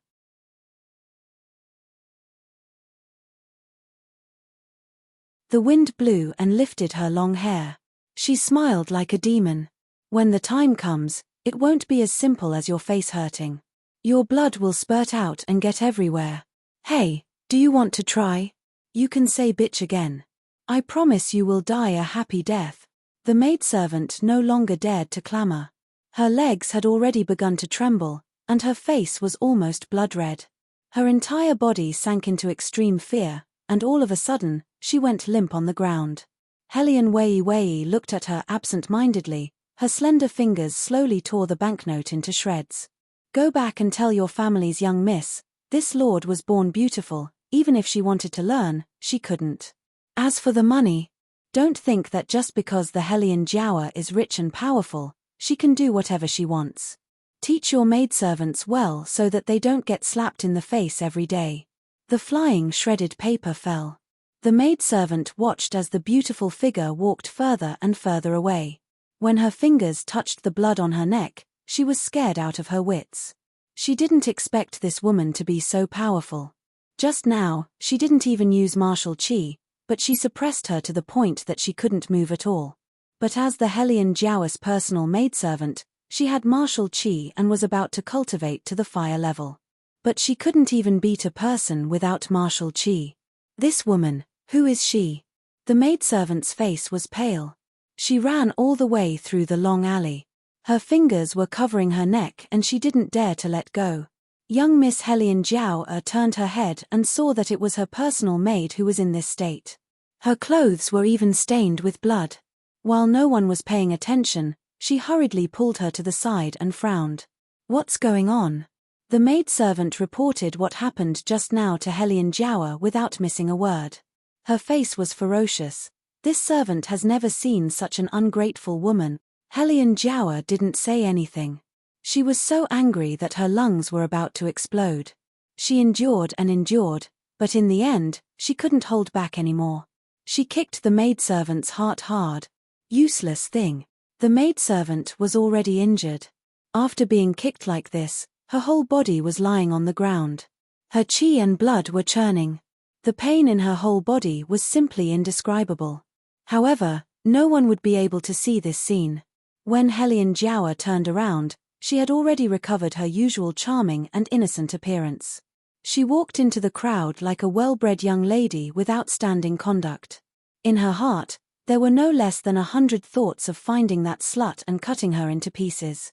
Her eyes were filled with unconcealable jealousy.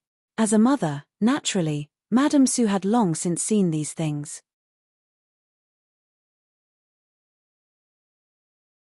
She sent someone to first drag that servant girl away, then walked over and patted Hellion Jiaowa's hand, saying, "How many times have I told you, nothing else is important. What's important is the results of this time's armament test. Why do you care about a country bumpkin? Just wait, in a moment, when the auction starts, These people will know that only you are worthy of being the center of attention.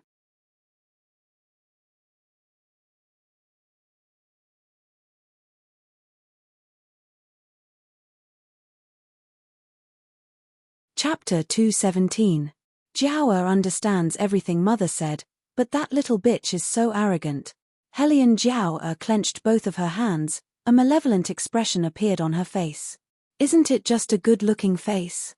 Just wait and see when I'll scratch up that slut's face. Su Yang Mo pulled her over, looked at her left and right, pinched her and said, Jiao, how many times have I told you? You have to watch your words and actions. You are the most favored lady of the Defense Division, the apple of your father's eye, and the future master of the Eastern Palace. So many pairs of eyes are watching you, hoping to find the slightest mistake, even more so now. You have to remember, even if you are angry, don't show it in front of others, understand? Helian Jiao also knew that her face didn't look too good, but she was still angry in her heart, yet she didn't dare to disobey her mother's words. She shook Madame Su's arm and acted like a spoiled child as she stuck her face close to her. Daughter understands. Madame Su stroked her beloved daughter's long hair, her eyes shining. You don't have to be so calculative about that person's appearance, isn't she just a village girl? Tomorrow, find a few people to find out her name and ruin her. Not just scratch her face, but ruin it. More ruthless than Helian Jiao. Mother is right, I won't make a fuss. Helian Jiao curved her thin lips, the corners of her mouth forming a vicious smile.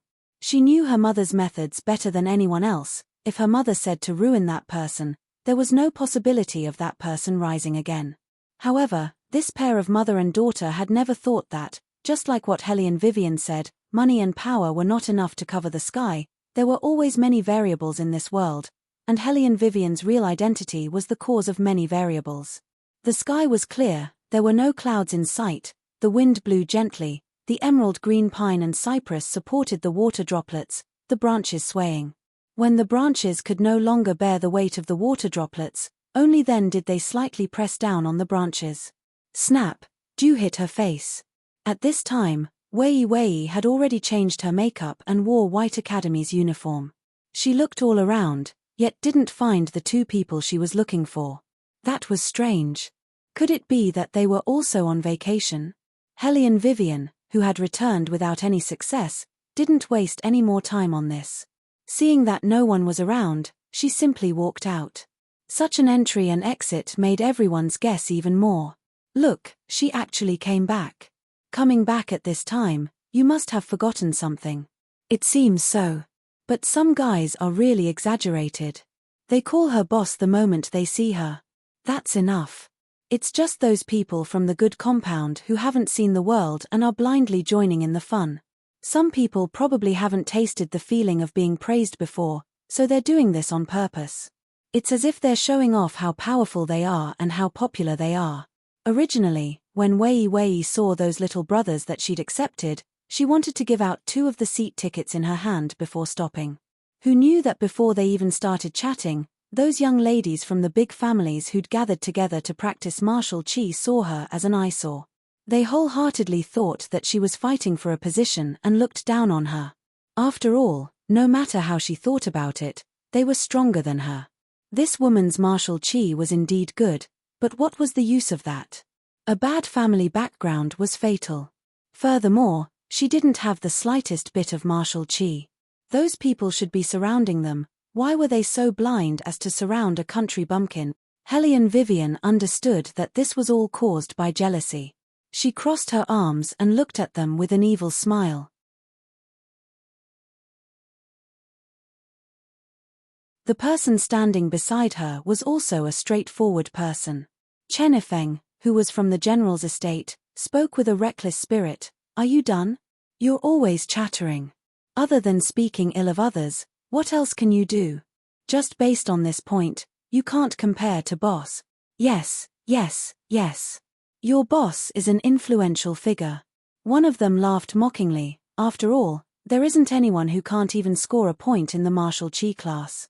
Even the Helian family couldn't help but kick her out of the family tree. Relying on her little martial chi attainments, she thinks that she's invincible. In the end, when the martial chi test came, She revealed her true colors. I don't understand. We're both from the general's estate, but Miss Jiao is very kind. Even when she went to Profound Heaven's auction, she didn't make a fuss. If your boss really has the ability, she should also go to the auction and stroll around. Sister, what are you saying? Aren't you making things difficult for our eldest miss? With all of her belongings, it's estimated that she can't buy a seat in the last row of the auction. You shouldn't make things difficult for a poor student. The ladies from the noble families talked back and forth, waving their fans at each other and mocking with fake smiles. You all shut up for me. The more Chen Yifeng listened, the angrier he got. He also studied martial arts.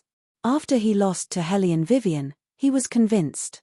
People like them who studied martial arts, in addition to talent, also paid attention to dexterity. Not everyone could learn martial arts, not to mention how difficult it was to sell those materials. And their boss was the most awesome. Even if ordinary materials, in her hands, could be turned into a top-notch martial art, these people with eyes at the top of their heads simply didn't know what this meant for the martial arts world. They even ridiculed their boss for not having money. If their boss had money, the martial arts she made would definitely be sold like hotcakes. It can't be, young Master Chen, you want to fight with us for her? Someone sized up Chen Yifeng with a glance. I say, young Master Chen, you shouldn't have some shameful thoughts about your boss, right? For example, you want to marry your boss or something like that. After the words fell, another burst of laughter. Among them, a lady from an aristocratic family laughed until tears came out. She pointed at Chen Yifeng and Hellion Vivian and said, "You don't say, their skin color is actually quite similar. I just don't know if in the future when they give birth to a child, it won't be a little black coal ball, right?" Chen Yifeng exploded with a bang. He wanted to rush over and have a good fight. Hellion Vivian pressed down on his wrist. It seemed that she didn't use much strength, but it made Chen Yifeng turn his head in surprise. His eyes flashed with deep astonishment.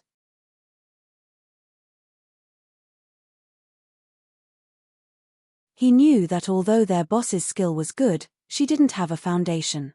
It was said that when she had just entered the academy, she won that match. Because at that time, Hellion Mai's performance wasn't very good. Of course, he didn't know what was going on in that match. After all, what the match was really like, only the competitors themselves knew. But at that time in the crystal ball test, their boss clearly didn't even have the ability to ignite the crystal ball. But why did she just lightly put her hand on his arm? He felt a strength he had never felt before. This didn't seem like the strength of a person without martial qi.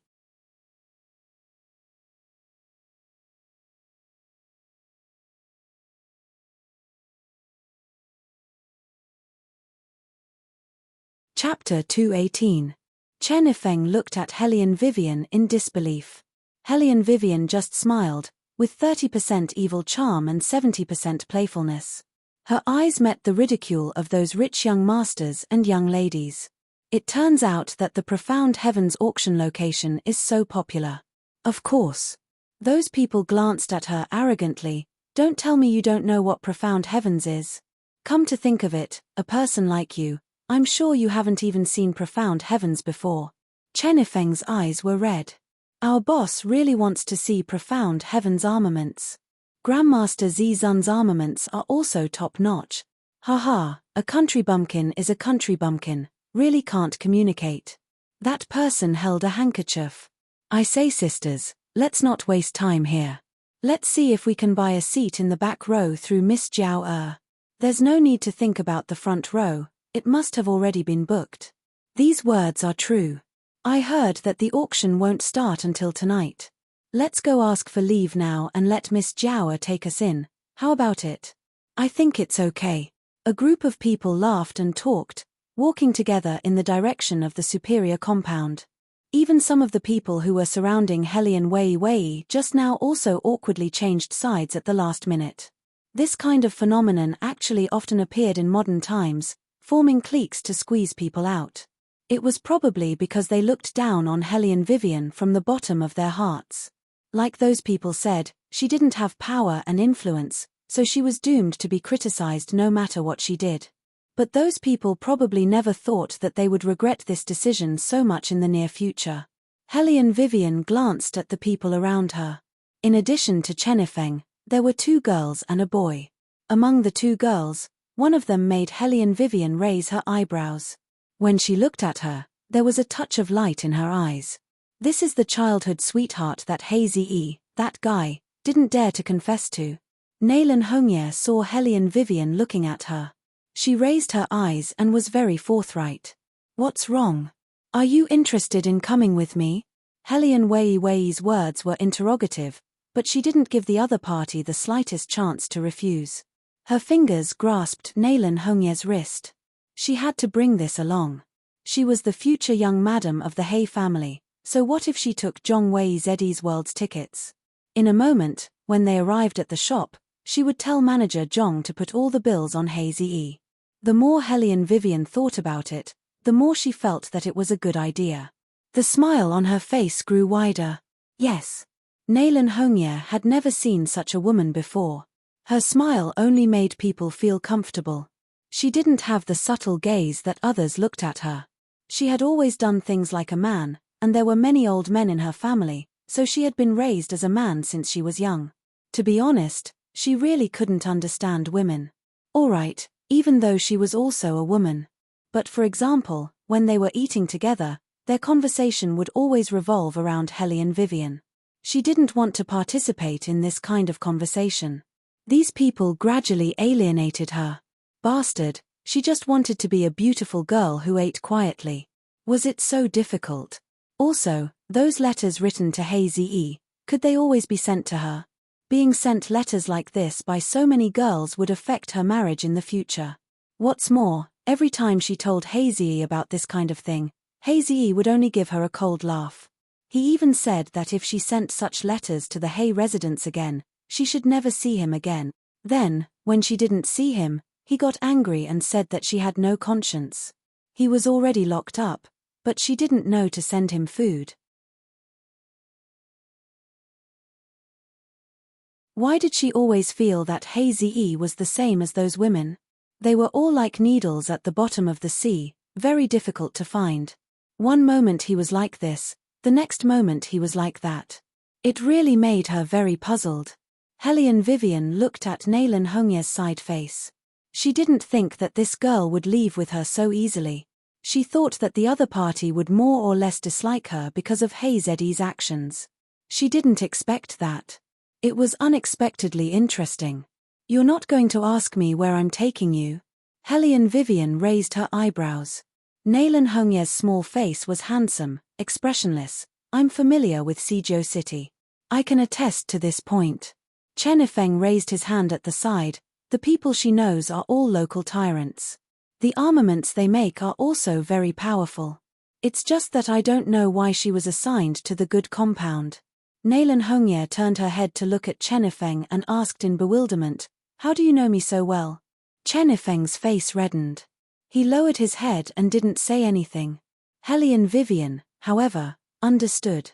Especially when Naylan Hongye had a baby face that everyone loved. Her skin was so tender that it could drip water. She was also not spoiled. This kind of girl, if someone discovered her good points, they would be deeply in love with her. Only, she couldn't help but say that Hazy's move was good. It should be adjusted. Otherwise, if his sweetheart ran away with someone else, let's see how he would continue acting. Hazy didn't let me go to the good compound. He said that seeing me would make him upset. Naylan Hongye's eyes turned. It's probably my temperament that made him lose face. Who told me to not know how to judge people? Hellion Wei paused. Her beautiful phoenix-shaped eyes looked up. She discovered that this girl wasn't as clueless as she appeared on the surface. She understood everything, so much so that she could see more clearly than anyone else. She just didn't want to participate. "You can come to our inferior compound to play. I'm usually bored by myself." Hellion Wei walked forward while chuckling as she looked at the girl in her hand. Apart from attending classes seriously, there's no other entertainment. Chenifeng, Naylan Hongye, attending classes seriously, was it really appropriate for someone who slept all day to the point that even the teacher wanted to remove her name from the class? Right, Boss, where are we going? Nail and Hongye didn't want to know, but they also wanted to know.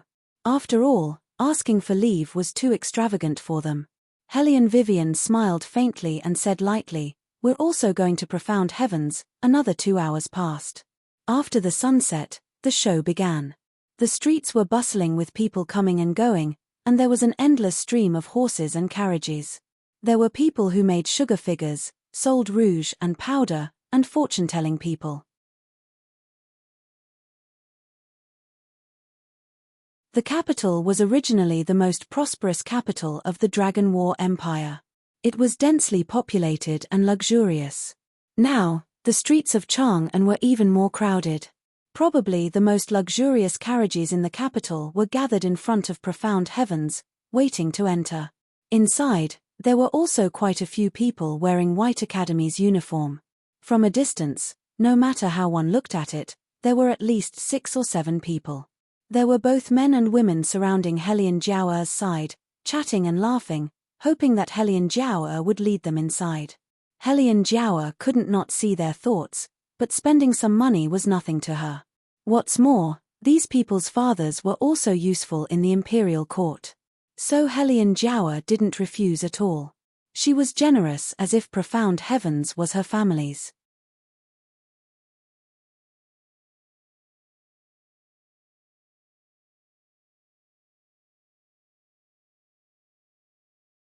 Chapter 219. Boss, are we really going there? Chen Yifeng looked at the sea of people in the distance and was somewhat hesitant. It was not that he couldn't take out the money, but he was worried that someone would say something bad to attack his boss.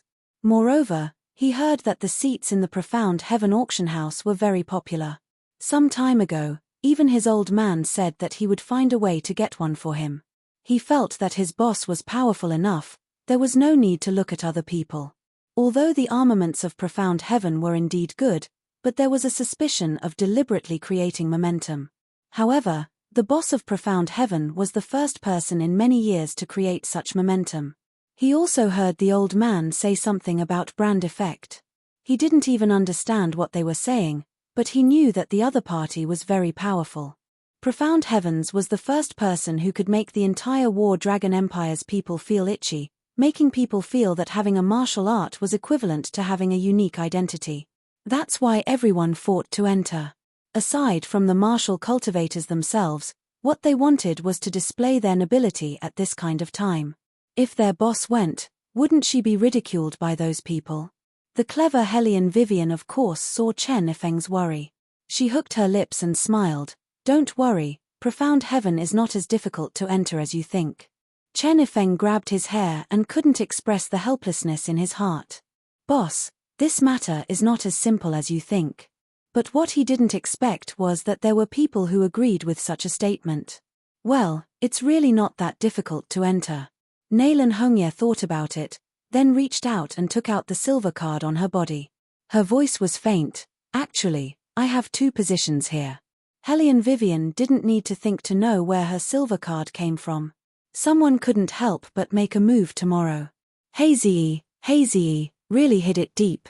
Silver card. Chen Yifeng looked a little dizzy. "You actually have a silver card of Profound Heaven. When did Naylan family have such a big power? Even the Defense Department didn't get a silver card."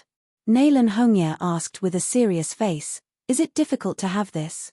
"Hazy gave me 5 at once. But she only took 1 out." "No, it's not difficult at all." Hellion Vivian smiled faintly. However, it was a little too light of a punishment for someone who couldn't distinguish between public and private matters. She seemed to have thought of something and the corners of her lips curled up. "Easy, do you mind if we switch positions later?" Naylan Hongye was very straightforward. "I don't mind. Anyway, He Xiaozi has been locked up by the old man recently. He probably can't come out even if he wants to. Heh. In order to be able to watch an armament test alone with you, even if he had to crawl into a dog's kennel, he would still crawl out." However, Hellion Vivian smiled evilly.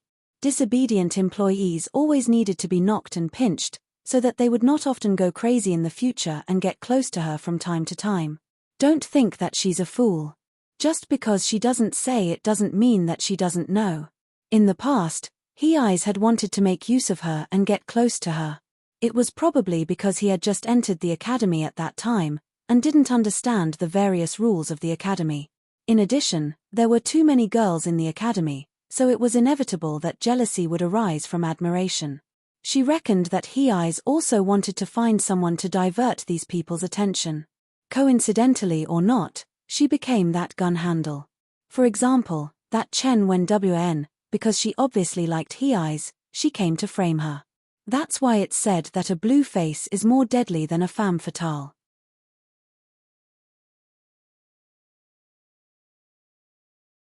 It was because of this that He-Eyes deliberately distanced himself from Naylan Hongye and turned around to get close to her. Hellion Vivian had long seen through this layer, but didn't say anything. Firstly, it was because she felt that the feelings of childhood sweethearts were more precious. Although she didn't really approve of He-Eyes' method, she couldn't deny that to some extent, it could indeed protect another person. Of course, she wasn't Mother Mary, sacrificing herself in order to protect someone. The main reason was that she was already standing on the cusp of the storm, so she didn't care if there was one more. Arguing with He-Eyes about this wasn't enough time to waste. Secondly, He-Eyes treated her pretty well. She wasn't an ungrateful person. Having this brother, she naturally stood on the same line. But, occasionally giving him a small punishment to let him know how powerful she was also necessary. Moreover, she really wanted to see what that playboy young Master He, who had never put anyone in his eyes, would look like when he was jealous. Naylan Hongye didn't know what Hellion Vivian was thinking. Chen Ifeng and the other two students didn't even catch their breath, and didn't even follow up with the conversation. It was obviously very difficult to get those silver cards, okay. Naylan Hongye even got 5 at once. That was practically better treatment than the royal family. Why does young Master He have so many silver cards? Chen Ifeng was impulsive and rash, but his brain wasn't stupid. Could it be that he has some kind of relationship with Profound Heaven's boss? Hellion Vivian glanced at him indifferently, smiling faintly. You can ask He-Eyes this question when you have the chance. It's almost time, let's go first. Chen Ifeng was still a bit dizzy, his head swelling as he followed Hellion Vivian and the rest into the crowd. Look who's here. Why is she here? Don't tell me that these people also came to the auction to watch the auction. The few students who had previously ridiculed Hellion Wei and the others in the academy looked at them with amused eyes, especially when they looked at Hellion Wei. Disdain was clearly written on their faces. Hellion Jiaoer also saw Hellion Vivian and the rest of the group. She frowned. Big sister? What is this bitch doing here? Big sister? When the surrounding madams heard Hellion Jiaoer's address, they all turned to look at Hellion Wei's direction. They only saw a young girl with a dark face standing there. The clothes on her body were also made of the most common materials. Looking left and right, there wasn't a single piece that was presentable. Sister Su, this is your adopted eldest daughter. It's really better to see her than to hear about her 100 times. Look at her, he.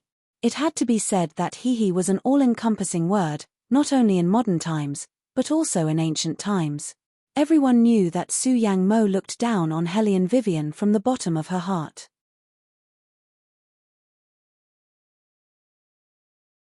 After all, the Hellion family was a famous beauty in the entire Dragon War Empire.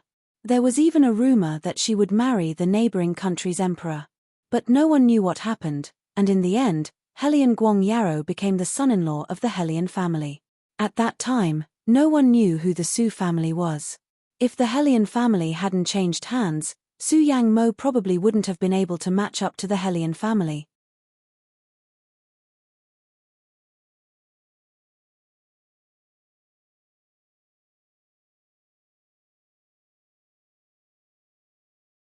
Chapter 220. However, sometimes, it was not good for a woman to be too capable. No matter how powerful the Hellion family was, in the end, she was still unable to protect herself in her old age. Her husband was snatched away, and the family property was taken away. Now, the one who called the shots was not the one from the Hellion family, but Su Yang Mo. Compared to that one, they preferred Su Yang Mo. She was a stubborn person, and always looked like a flower on a high mountain. She thought that she was great because she had fought a few battles, But when she returned to the capital, her reputation was still ruined by them. If they were to say, she was a stupid girl. Now, looking at her daughter's way of doing things, it was not much better. If she did not have any talents, she should just stay at home and not come out. She did not even see what kind of occasion it was today, and she still rushed to the front. The point was, did she think she could do it? Some of the ladies looked at Helene Vivian arrogantly, as if they were looking at a clown. They thought that since they had not entered the scene yet, they might as well have some fun. I say, Weiwei, your name is Weiwei, right? How's your marriage going? Do you need us to introduce someone to you, so that your mother won't have to worry about you? Before Helene Vivian could say anything, Su Yang Mo interrupted, it would be great if there is a suitable one. If this child does not have a husband for the rest of her life, I don't know how much my sister will hate me in the afterlife. Little sister Su, you're just too kind. Don't worry, I happen to have a pretty good one here. He just came back from the battlefield, but his legs are a little inconvenient. But Weiwei, you should also understand that at your age, plus the previous incident, it's already good enough that someone can marry you back home. After saying that, that person sighed. Of course, it would also depend on whether the other side is willing to accept you. After all, you have no talents and no looks, it would be hard for me to explain to them. Helene Vivian raised her eyebrows. She was smiling from beginning to end, but that smile did not reach her eyes. That's too scary. Someone actually dares to introduce men to you. Yuan Ming rubbed his arms. Aren't they afraid that you'll beat the other party until half of their body is paralyzed? Moreover, with a missing leg, they probably won't even be able to do that. Woman, it seems that some people think that you're worthless and want to deal with you cheaply. Chen Yifeng's family had a general before, so he had heard a little about this person who had just returned from the battlefield. When he heard the madam's words, he frowned. Isn't that person already in his 50s? You want our boss to marry an old man in his 50s? What a rotten old man. That's a general with outstanding military service. The madam didn't like Chen Yifeng either. She glanced at Helene Vivian and said, Weiwei, it's not that I want to criticize you, but you're an unmarried girl. How can you hang around with men all day long? How can you be so rude to me? I'm your elder. Helene Vivian laughed. She picked her ears with her fingers and said, I was wondering why the sound was so harsh to my ears. It turns out that it's because people have been barking non-stop. Also, Auntie, who are you? Am I close to you? You came up and said that you want to introduce a husband to me. Do you think you're so important? You. The madam was so angry that she kept hitting her own chest with her handkerchief. I've never seen such an ungrateful girl. Madam Su pretended to be red in the face. Sister, calm down. It's Weiwei who doesn't know the rules and doesn't understand our good intentions. All these years, I've been scratching my head. Think about it, sister, you should know that it's not that I, Su Yang Mo, don't not care. It's just that I can't control her. As she said this, she let out a long sigh and looked like she was about to cry from being wronged. When the people around them heard these words, they started to point at Helene Weiwei one after another. When Madame Su saw this, she felt relieved. Thinking about the humiliation she had suffered in the Hidden Spirit Temple this time, she had never suffered before. Now, she could finally vent her disgust. What she wanted to see was to let this little bastard be condemned by everyone. Other than revenge, of course, Madame Su had other plans. The auction was about to start. She received news that the retired emperor would be coming. Last time, she heard from Jiao that this little bastard used them to curry favor with the retired emperor. That was why the retired emperor was so angry. Calculating the time, the retired emperor should be arriving by now. He was most likely sitting in the tea house opposite. The environment there was good and the view was good. If it wasn't for the high officials and nobles of the capital, it was impossible to book a seat there on this day. Su Yang Mo's guess was right. There was indeed someone sitting in the tea house. The retired emperor, dressed in a Chinese brocade robe, sat in the most important seat. He held a purple jade teacup in his hand. Between his eyebrows, there were traces of power left behind by years of mingling in a high position. Although his eyebrows were smiling, It gave people a sense of oppression without being angry. On his left and right sat 4 men, all of them were handsome and had extraordinary manners. Of course, the most outstanding one was the 3rd prince, dressed in a white robe and purple muslin. Beligaju. His elbows casually rested on the carved wooden chair, and his slender, white fingers lazily propped up the side of his face. His finely crafted white robe fluttered in the wind, and his ink-black hair fluttered, revealing his handsome face that was both good and evil.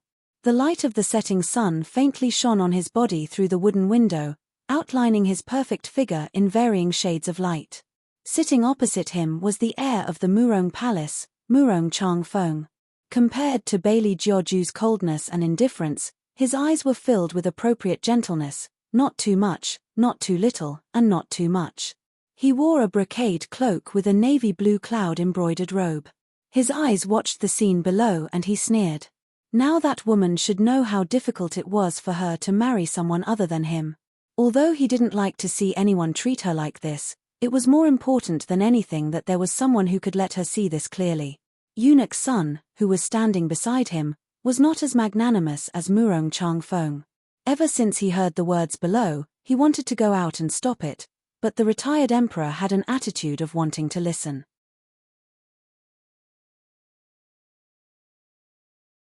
Therefore, no matter how anxious Eunuch's son was, he could only stand to the side and look at his master's faint smile.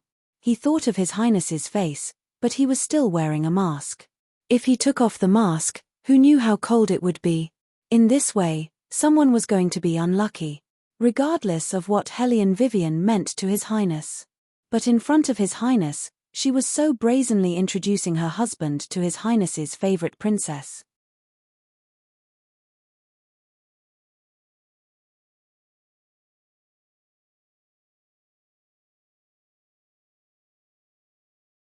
Chapter 221. If Miss Su really agreed, wouldn't His Highness? Eunuch's son glanced sideways and sized up Bailey Jiaoju's expression. The people outside were still yelling, "I only proposed this marriage because I pity you. If General Wu didn't like your figure, who would want you based on your looks and style? You still have the cheek to come to the auction. Why don't you take out a mirror and look at your poor appearance, you uncontent little." She didn't get to say the word bastard. Then she heard a bang. He was sent flying several meters away by a vicious kick. The madam only felt that her internal organs were in pain and there was a fishy taste in her mouth. She struggled on the ground, trying to get up. Hellion Wei Wei stood at the side, lifted her long leg and stepped on the back of her hand. Her eyes were filled with a cold light. She easily lifted the madam's other arm and pinched her throat. The corners of her mouth carried a smile, like a devil's. "That's why I said, it would have been fine if you had just stayed put. You just had to make me do it." One must know that the madam who came here was from a wealthy family. Hellion Vivian's kick was almost a challenge to the authority of the entire aristocratic circle. In an instant, everyone was like a grasshopper in a pot. One by one, they surrounded Hellion Vivian. Chen Yifeng looked at Hellion Vivian worriedly. He blocked left and right, trying to use his status to stop the soldiers from acting rashly. However, the people of Profound Heaven certainly wouldn't allow anyone to make trouble in their own territory. The shopkeepers outside also rushed over. The shopkeeper obviously knew Madame Su. Seeing her give him a look, he angrily waved his hand and said, "What's the matter? Is Profound Heaven a place for people like you? You troublemaker, get out of here now. You don't even have a reservation ticket and you dare to come here and make trouble." Whoosh. Hellion Vivian narrowed her eyes coldly. Her fingers spread slightly and a glittering golden card appeared in her palm. There were only 2 words engraved on the front of the card, Profound Heaven. When the shopkeeper saw the golden card, his legs went soft and he almost knelt on the ground. Gold card. Profound Heavens only gave out 2 gold card. Not because of anything else, but because Profound Heavens had 2 bosses. The gold card has been a symbol of their identity since they opened the shop. However, other than a few senior managers, no one had actually seen this golden card. How could it be in Hellion Vivian's hands? The shopkeeper's face turned pale and cold sweat appeared on his forehead. This is, say it again. Who are you telling to get lost? Hellion Vivian stared coldly at the middle-aged man who was shorter than her. The shopkeeper shuddered violently. Hellion Jiawa couldn't stand it anymore. Sister, how can you talk to the shopkeeper like that? Miss Jiao, it's okay, it's okay, it's okay. It doesn't matter what you say. The shopkeeper hurriedly waved his hand, sweating profusely as he stood there, repeating one sentence. The Hellion Jiawa frowned. Shopkeeper, my eldest sister doesn't know how to be polite. You can just take her away. Mother won't do anything. After all, she was the one at fault first. Take who? That was their boss. The shopkeeper's thoughts had been in a mess since the beginning. After hearing Hellion Jiawa's suggestion, his face turned even uglier. He looked at Hellion Vivian, wishing he could find a hole to hide in. The situation was getting worse. Housekeeper Zhong, who was busy setting up in the building, heard the report and hurried over. He was stunned when he saw the figure that was surrounded. You're finally here, Housekeeper Zhong. Su Yang Mo didn't look at Housekeeper Zhong's expression. She felt that it was about time for her to speak. She was only thinking about her own goal and smeared Hellion Vivian's reputation.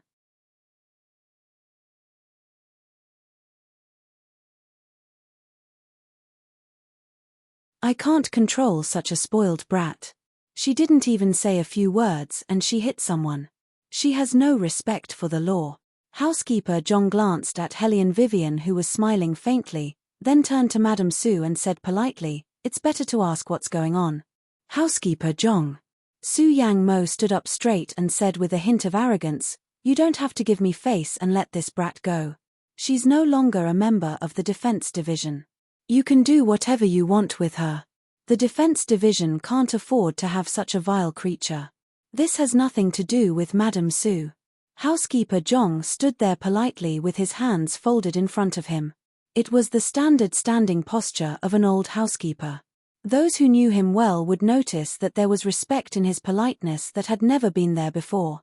Su Yang Mo enjoyed it very much. She thought that Housekeeper Zhong's respect was directed at her.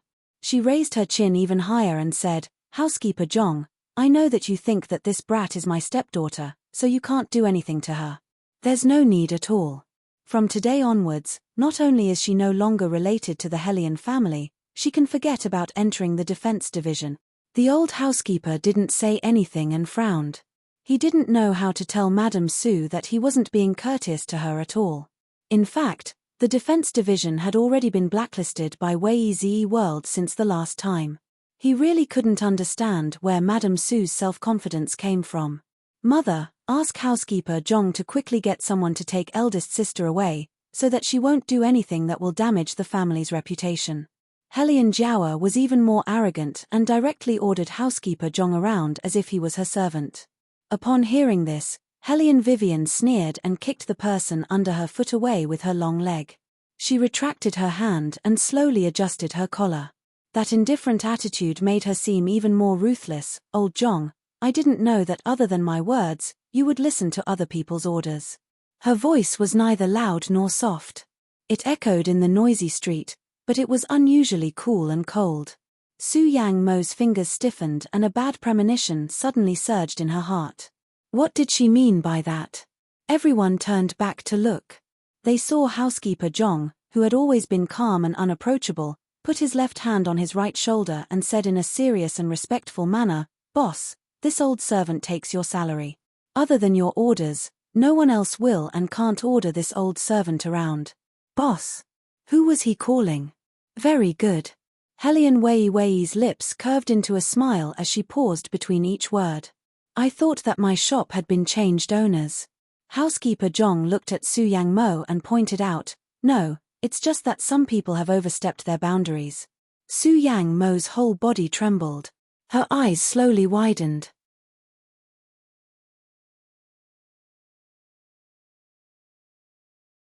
When she looked at Hellion Wei again, it was as if her face had been slapped by someone. She could even hear the crisp sound of the slap. She felt extremely embarrassed in her heart. Even that originally arrogant smile also froze at the corner of her mouth.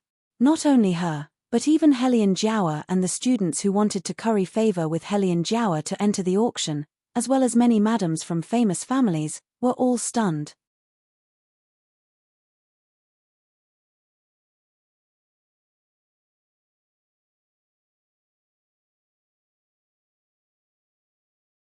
Chapter 222.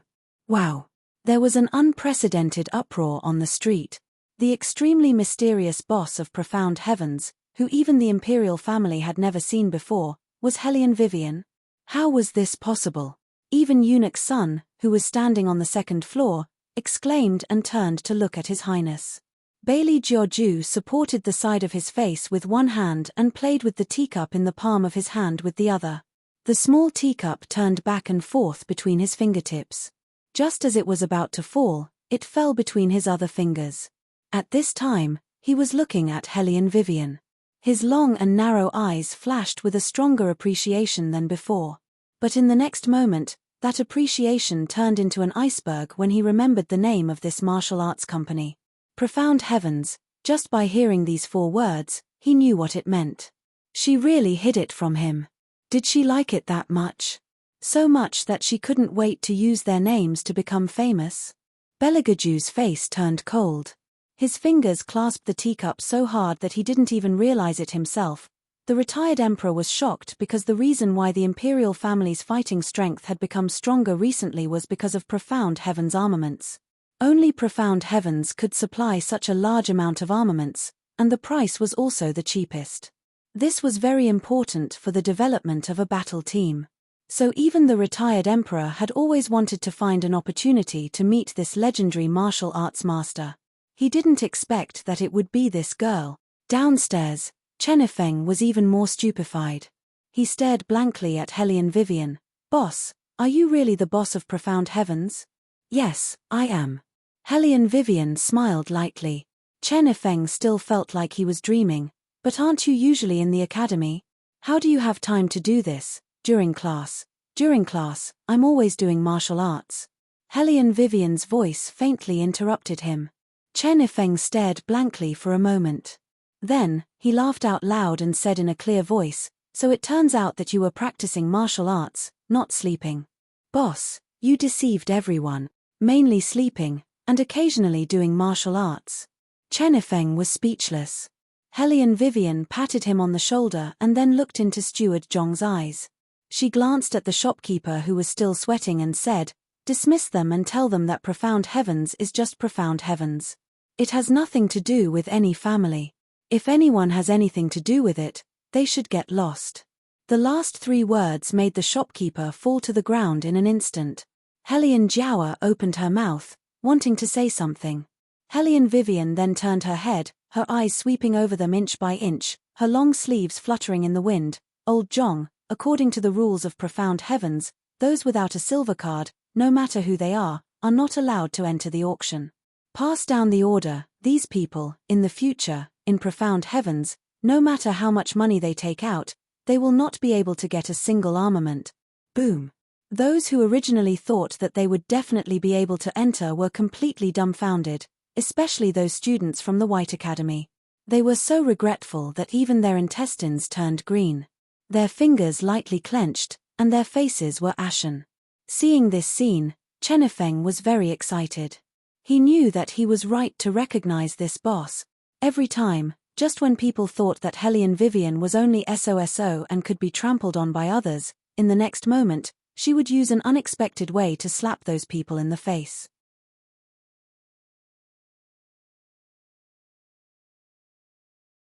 Her arrogant posture, handsome and shocking. "Hellion Vivian, don't you think that you are too self-righteous? You just made a single armament, and you dare to say such harsh words to us. The students were all spoiled since childhood. Where would they be able to endure such anger?" They arrogantly shouted, "Believe it or not, my father can shut down Profound Heavens with just a word." Hellion Vivian glanced sideways, with a bloodthirsty smile. She did not look at them, but asked Steward Zhong, "Who is his father?" "Minister Li from the Ministry of Appointments." Steward Zhong took a look and immediately knew who it was. Hellion Vivian raised her eyebrows. "Minister Li, who is in charge of purchasing armaments for the imperial court. How about it? Now you know how to be afraid." The student raised his chin, Most of the armaments in Profound Heavens are bought by my father. Hellion Vivian raised her eyes, and her smile became wider. Pass down the order, stop all the armaments supplied to the Lee family. If the Imperial Court sends someone to ask, just say that we are not happy with this business and will not do it. Yes. Steward Zhong lowered his eyes. The student's expression stiffened. Hellion Vivian, don't be too arrogant. Without the Lee family, I would like to see how you can open your armaments business. Hellion Vivian sneered. Noisy. Old Zhong, take him away and beat him. How dare you? As soon as the student raised his head, Hellion Vivian gave him a kick. She stepped on his back valiantly, moved her fingers, and took the wooden chair next to her. She stepped on him with cold eyes. Why wouldn't I dare? Puff. After being kicked and stepped on like this, the student surnamed Lee spat out a mouthful of blood. His appearance was extremely bleak. The scalps of the crowd were numb, and they took a step back in fear. Hellion Vivian just took out a handkerchief and gently wiped the bloodstains on her fingertips. She was like a flower that bloomed in hell, enchanting and bloodthirsty. I, Hellion Vivian, don't have other hobbies, but I like to slap people's faces. Do you think that I won't do it just because you are the young master of the Lee family? Today, I, Hellion Vivian, will say one thing. No matter what your identity is, no matter how much money you have, don't think that you can escape unscathed after scolding me. After saying this, Hellion Vivian glanced sideways. Who else scolded me just now? Old Zhong, beat them all until they admit defeat. Everyone stepped back in horror and watched as 2 or 3 people from Profound Heavens were pinned to the ground by the people from Profound Heavens and slapped twice on their faces. Such a bloody way of doing things had firmly intimidated many people. Hellion Jiawa was angry and wanted to go over. Su Yang Mo held her hand and gestured for her to look at the tea house next to them. Hellion Jiawa only then noticed that among the group of people standing opposite, there was a chess piece that her father had buried in the palace. So, the retired emperor was here too? Hellion Jiawa understood her mother's meaning and let Hellion Vivian do as she pleased until she finally lost her life.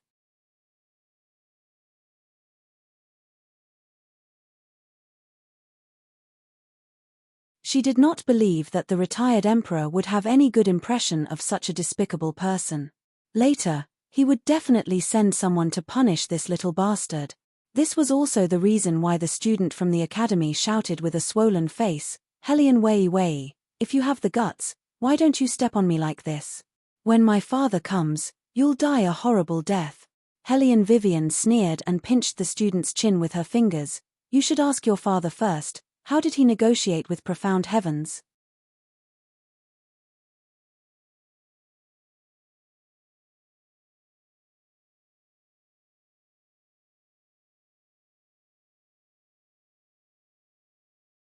Chapter 223. Whether this deal succeeds or not, it's not up to your father, but up to me, Hellion Vivian. Originally, I was still considering whether to accept this deal, but now that I hear you say this, I won't accept it. Seeing this, the retired emperor couldn't sit still. The reason why he specially sent someone to discuss this deal was because he wanted Profound Heavens to only provide a large number of martial cultivators to the imperial family. Now, the retired emperor stood up in anger, his eyes deeply looking at the corner of the second floor, his voice carrying the oppressive feeling of wind and rain. I didn't expect Minister Li to have such a competitive and loving son. Just this sentence alone made Li Lai, who was accompanying the officials, so scared that his forehead overflowed with sweat. He wanted to reach out and wipe it away, but he didn't dare to move. The retired emperor continued, your desire to win has already reached the point of lawlessness. Using the authority given by this emperor to threaten martial cultivators? This emperor wants to ask, who gave you this authority? As the last sentence left his mouth, the teacup in his hand was also ruthlessly thrown out, smashing into the side of the Li family official. A loud crash sounded. That person surnamed Li immediately bent his legs and knelt on the ground with a bang. His forehead couldn't help but kowtow. Retired Emperor, please spare me. Retired Emperor, please spare me. This official didn't teach his son well, which is why he has such an arrogant and willful temperament. Don't tell this emperor, you go down now and apologize to Hellion Vivian until she is satisfied. The official with the surname Li kept saying yes, and then followed Eunuch Sun out of the tea-house. Murongchang Fong was somewhat absent-minded. Even when the tea stained his fingers, he didn't notice. He just looked at Hellion Vivian sitting in the middle, his chest churning. That kind of emotion came inexplicably. Murongchang Fong couldn't tell if it was regret, annoyance, or anger. She was actually this powerful. When did this happen? Why didn't she tell him? Didn't that person think of him first no matter what happened? However, right now, Wei Wei was only motionless in all 8 directions. She sat there lazily like a spoiled brat, looking like she was about to start a massacre. Hellion Vivian, aren't you afraid that your actions will reach the ears of the retired emperor? Young Master Li, who was being stepped on by her, still attempted to use the retired emperor's authority to intimidate her. However, Hellion Vivian strongly disagreed. Then, let it reach the ears of the retired emperor. Unexpectedly, as soon as she finished speaking, Eunuch Sun and Lord Li from the Ministry of Appointments walked over. When Madame Su saw this, the corners of her mouth curled up. It was finally here. Although the process was out of her control, the result was still the same. The Emperor Emeritus finally couldn't stand Hellion Vivian and sent someone down. Young Master Li had the same thought as Madame Su. Seeing his father appear, he shouted before he even got close, "Father, you have to teach this damn woman a lesson. No matter what, our Li family represents the retired emperor. How dare she?" Slap. Before the young master of the Li family could finish his words, he was slapped by Lord Li, causing him to become dizzy. "Father." Young Master Li covered his bruised and swollen face. He was completely dumbfounded. Why did his father hit him? Lord Li looked at Hellion Vivian ingratiatingly. "Boss Wei, look, this is all my son's fault. Please don't take it to heart, don't take it to heart." Lord Li. Hellion Vivian crossed her legs, looking very cool like a queen. "You're too polite. Young Master Li just said that you're rich and overbearing and look down on profound heaven's armaments. Whether you buy or not depends on your mood."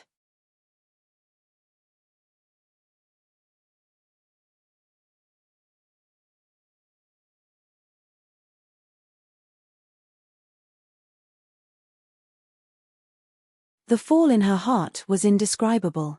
Originally, she was the one who was in the limelight today, and it was easy for her to enter profound heaven.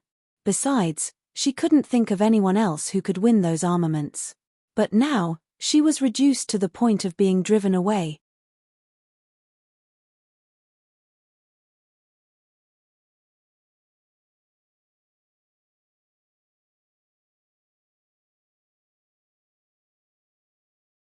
Chapter 224. Mother. Hellion Jiawa was anxious. Not only were there madams from the capital here, but there were also students from the same academy as her. If she was really chased away like this, where would she put her face in the future? "Mother, we can't go. I don't believe that with my current status, I can't even get into a small auction house. I won't go." Hearing this, Hellion Vivian sneered. "Old Zhong, did you hear that?" "I heard." Manager Zhong's gaze was slightly cold as he looked at Hellion Jiao. He really admired this genius who was known as the capital's #1 beauty. When other people tried to chase her away, she still refused to leave. How thick was her skin? Hellion Vivian's eyes turned cold. "Then why haven't you beaten me yet?" Peng. The sound of the swift and fierce staff rang in the air. Everyone was suddenly shocked. Looking at the masked knights, they were shocked and frightened. That was a new mercenary group that recently rose up had tailor-made martial arts that others didn't have. They came and went mysteriously, their whereabouts were a mystery, and their commission fee was frighteningly high. They didn't accept commissions easily. Could it be that even this mercenary group was Hellion Vivian's? Everyone's eyes shook, and they wanted to retreat in fear. Hellion Jiawa refused to accept this and wanted to raise her martial chi, but Madame Su held her hand. "Jiawa, stop. Mother, are you going to let this go?" Hellion Jiawa sneered. "What mysterious mercenary group? Even if there were 10 of them working under that trash, they wouldn't be able to beat me." Madame Su saw that she couldn't persuade her and her tone became angry. She pointed her finger at her head. "How can you be as stupid as your third sister? Think about it. What will the world say about you if you fight? Just because someone didn't let you in, you shamelessly insisted on entering. Mother, Helian Jiao's eyes reddened as teardrops followed and fell down. However, she was full of hatred. I really can't take this lying down. When Madame Su saw her beloved daughter like this, she felt her face burn even hotter and her heart hurt even more. However, she had to endure it and quickly dragged the Helian Jiao forward. This was the first time that she had been chased out of the trading company in such a manner, and yet she had to endure it without any temper. This was all because of Helian Vivian, that little bastard. Sooner or later, she would personally skin her alive. Who allowed you to leave? A cold voice sounded beside his ear.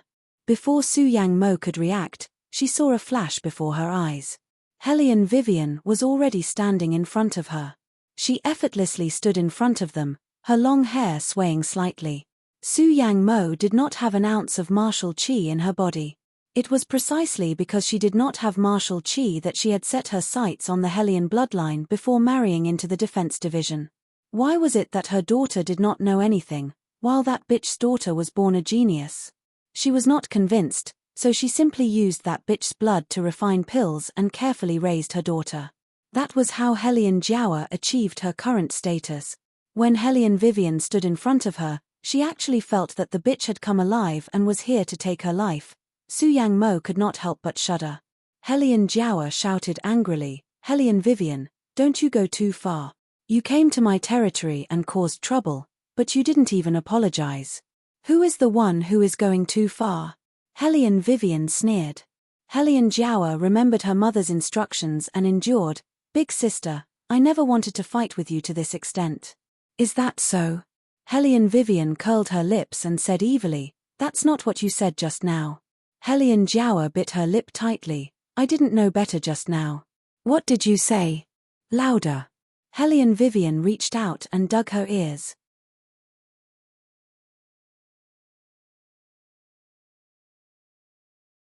Helian Jiao clenched her hands tightly and took a deep breath. "I didn't know better just now. If you don't know any better, then let Madame Su teach you well. Don't always get used to snatching other people's things and think that everything in the world belongs to you." Helian Wei said a few words. Su Yang Mo's smile froze on her face. Looking at the gazes directed at them from all around, Su Yang Mo could not bear to stay any longer. She pulled Helian Jiao into the sedan chair. Those relatives who wanted to enter the auction by relying on Su Yang Mo saw that Su Yang Mo had left and quickly looked at Helian Vivian. "I told you Wei is capable." Yes. Someone followed and looked at Helian Vivian ingratiatingly. Wei, your second aunt and I have never said anything about you." Helian Vivian turned around with a smile. "You didn't say anything about me just now." "Then look, your second aunt and I are already here, the location of the auction." That person continued to smile. Helian Vivian looked up and said slowly, "But you seem to have forgotten that you joined forces to banish me from the clan." That person's face turned pale. Then this matter, we were not willing to do that. After all, it was the 4 elders who made the decision. The woman standing at the side tried her best to explain. Helian Vivian raised her eyebrows. "You were not willing? If you were not willing, would you have mocked me when I was out of the clan?" We. The 2 madams still wanted to say something. Helian Vivian did not waste any more time and said coldly, "Make them leave." "Yes." Steward Zhong reached out and stopped them. The 2 madams looked like they were struck by lightning. Their expressions were stiff as they were blocked outside the door. Their faces showed deep resentment and jealousy because they could not get what they wanted. Eunuch Sun followed beside Helian Vivian and said politely with a smile, "Miss, this old servant is here to pass a message to the retired emperor. It is not convenient for him to appear, so he sent this old servant." "I hope you don't mind." "Eunuch Sun, what are you saying?" Helian Vivian smiled and returned to her usual politeness. "I know what Eunuch Sun wants to say. I will trouble Eunuch Sun to pass the message. As long as there is a lot of money, profound heavens will do well for the retired emperor's martial practice." The horsetail whisk in Eunuch Sun's hand sank. "Then this old servant will take his leave. I wish Miss a perfect ending to this auction. Thank you for your auspicious words." Helian Vivian smiled and ordered the servant beside her, Send Eunuch Sun out. Yes. After Eunuch Sun left, Chenifeng then said with a worried face, Boss, today's matter is satisfying, but you may not have a smooth journey in the future. Those people from the general's residence will definitely not let you go so easily. Today, Eunuch Sun was here, so they didn't make a move.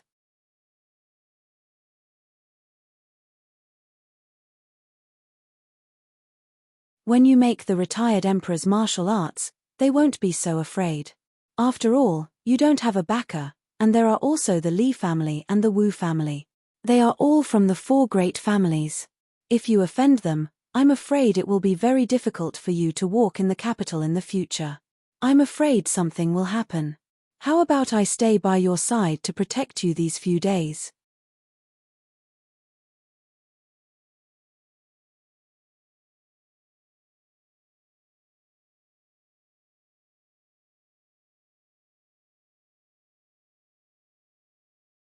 Chapter 225. No need. Helian Wei moved her wrist and casually smiled. I can handle it myself. Don't worry, the auction is about to start. You guys can go to the seats that I have reserved and sit down. I still have some things to take care of. Chenifeng still felt uneasy, but Steward Zhong had already politely led them to another place. In the tea house, Eunuch Sun reported Helian Vivian's words to the retired emperor. The retired emperor sat back in his seat and looked at the trembling official Li. He was not in the mood to watch the auction anymore. He just waved his hand and left the rest to Beligaju.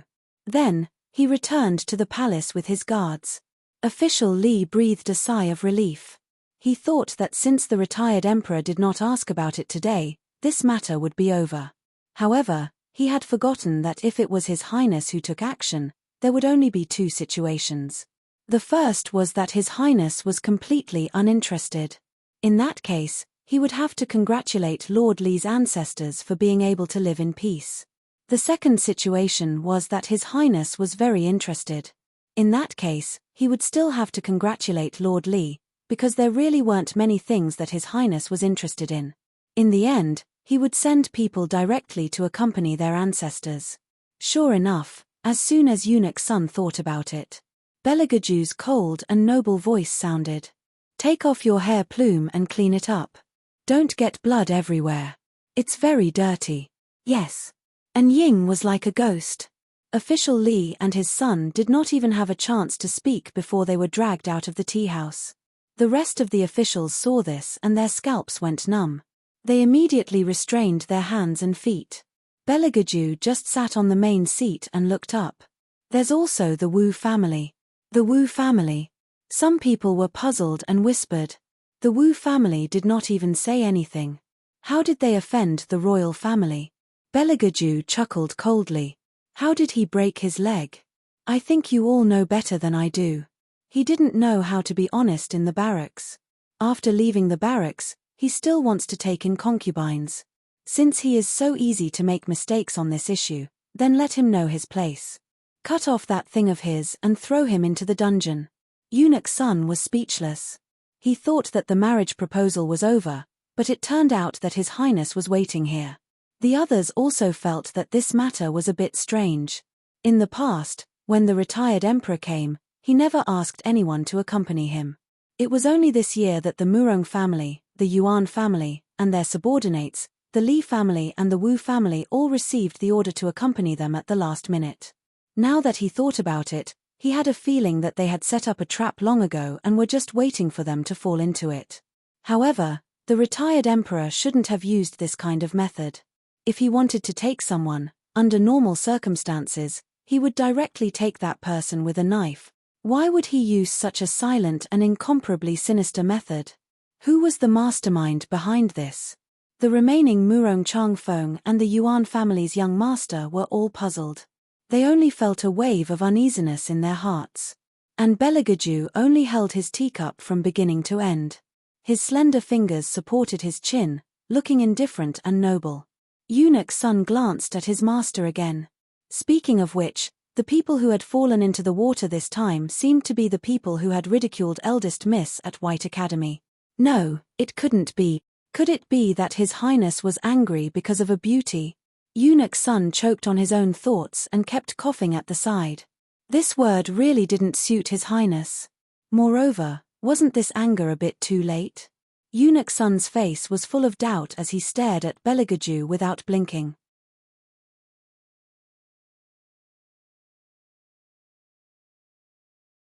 Beligaju raised his eyebrows and said in a light tone, "If you want to cut the weeds and dig up the roots, of course you need time." Eunuch's son, really was angry because of a beauty. Then his highness and eldest miss, not waiting for him to open his mouth, Bailey Joju already stood up, narrowed his pair of peach blossom eyes, the bottom of his eyes flashing as he walked to a dark corner, and ordered Shadow, "Go check which seat she's sitting in." Yes. Shadow's figure flashed and entered the auction house.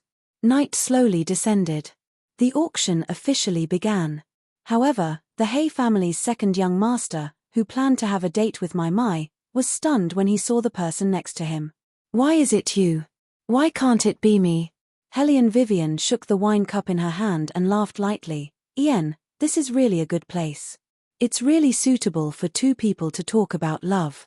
Hazy wrinkled his thick eyebrows and felt that there was a problem that needed to be explained. Wei, listen to me. Although I admire you, I don't have that kind of feeling towards you." Hellion Vivian's smile froze, as if she was greatly hurt. "Then why did you say that you want to marry me into the Hay family?" "That's because..." Hazy grabbed his long hair and suddenly had a kind of remorse of eating his own bitter fruit. He finally managed to crawl out from under the old man's nose today just to spend some time with that stupid woman who didn't get it. How did he end up meeting Wei? Also, she shouldn't have taken a fancy to him before, right? How come today? Could it be that the hint he gave before was really too obvious? Hazy's heart was full of regret, but he was afraid that directly saying it would hurt Hellion Vivian's face. After scratching for a long time, he still couldn't come up with a reason. Hellion Vivian simply used her trump card. She buried her head to one side and her voice trembled slightly. It sounded like she was crying. "So you've been lying to me all this time. What a waste of my sincerity towards you." Hazy was stupefied. He'd known Hellion Vivian for so long and had only seen her valiant and handsome. When had he ever seen her cry? I. Hazy sat down dispiritedly. His fingers stroked Hellion Vivian's hair. "I'm a scoundrel." He originally wanted to confess and be lenient. Who knew that this scene in the eyes of the people who became two lovers who had just finished quarreling and were about to reconcile and warm. Eunuch's son's heart thumped loudly and subconsciously turned his head. Beligaju's silver mask looked colder than ever before. He faintly wrinkled his willowy eyebrows. His 10 ivory-like fingers tightly clasped the bag of armament parts that he just brought over to give to Hellion Vivian. His beautiful and sharp white teeth were slightly exposed. No matter how he tried, it couldn't conceal that heaven-destroying and earth-exterminating coldness.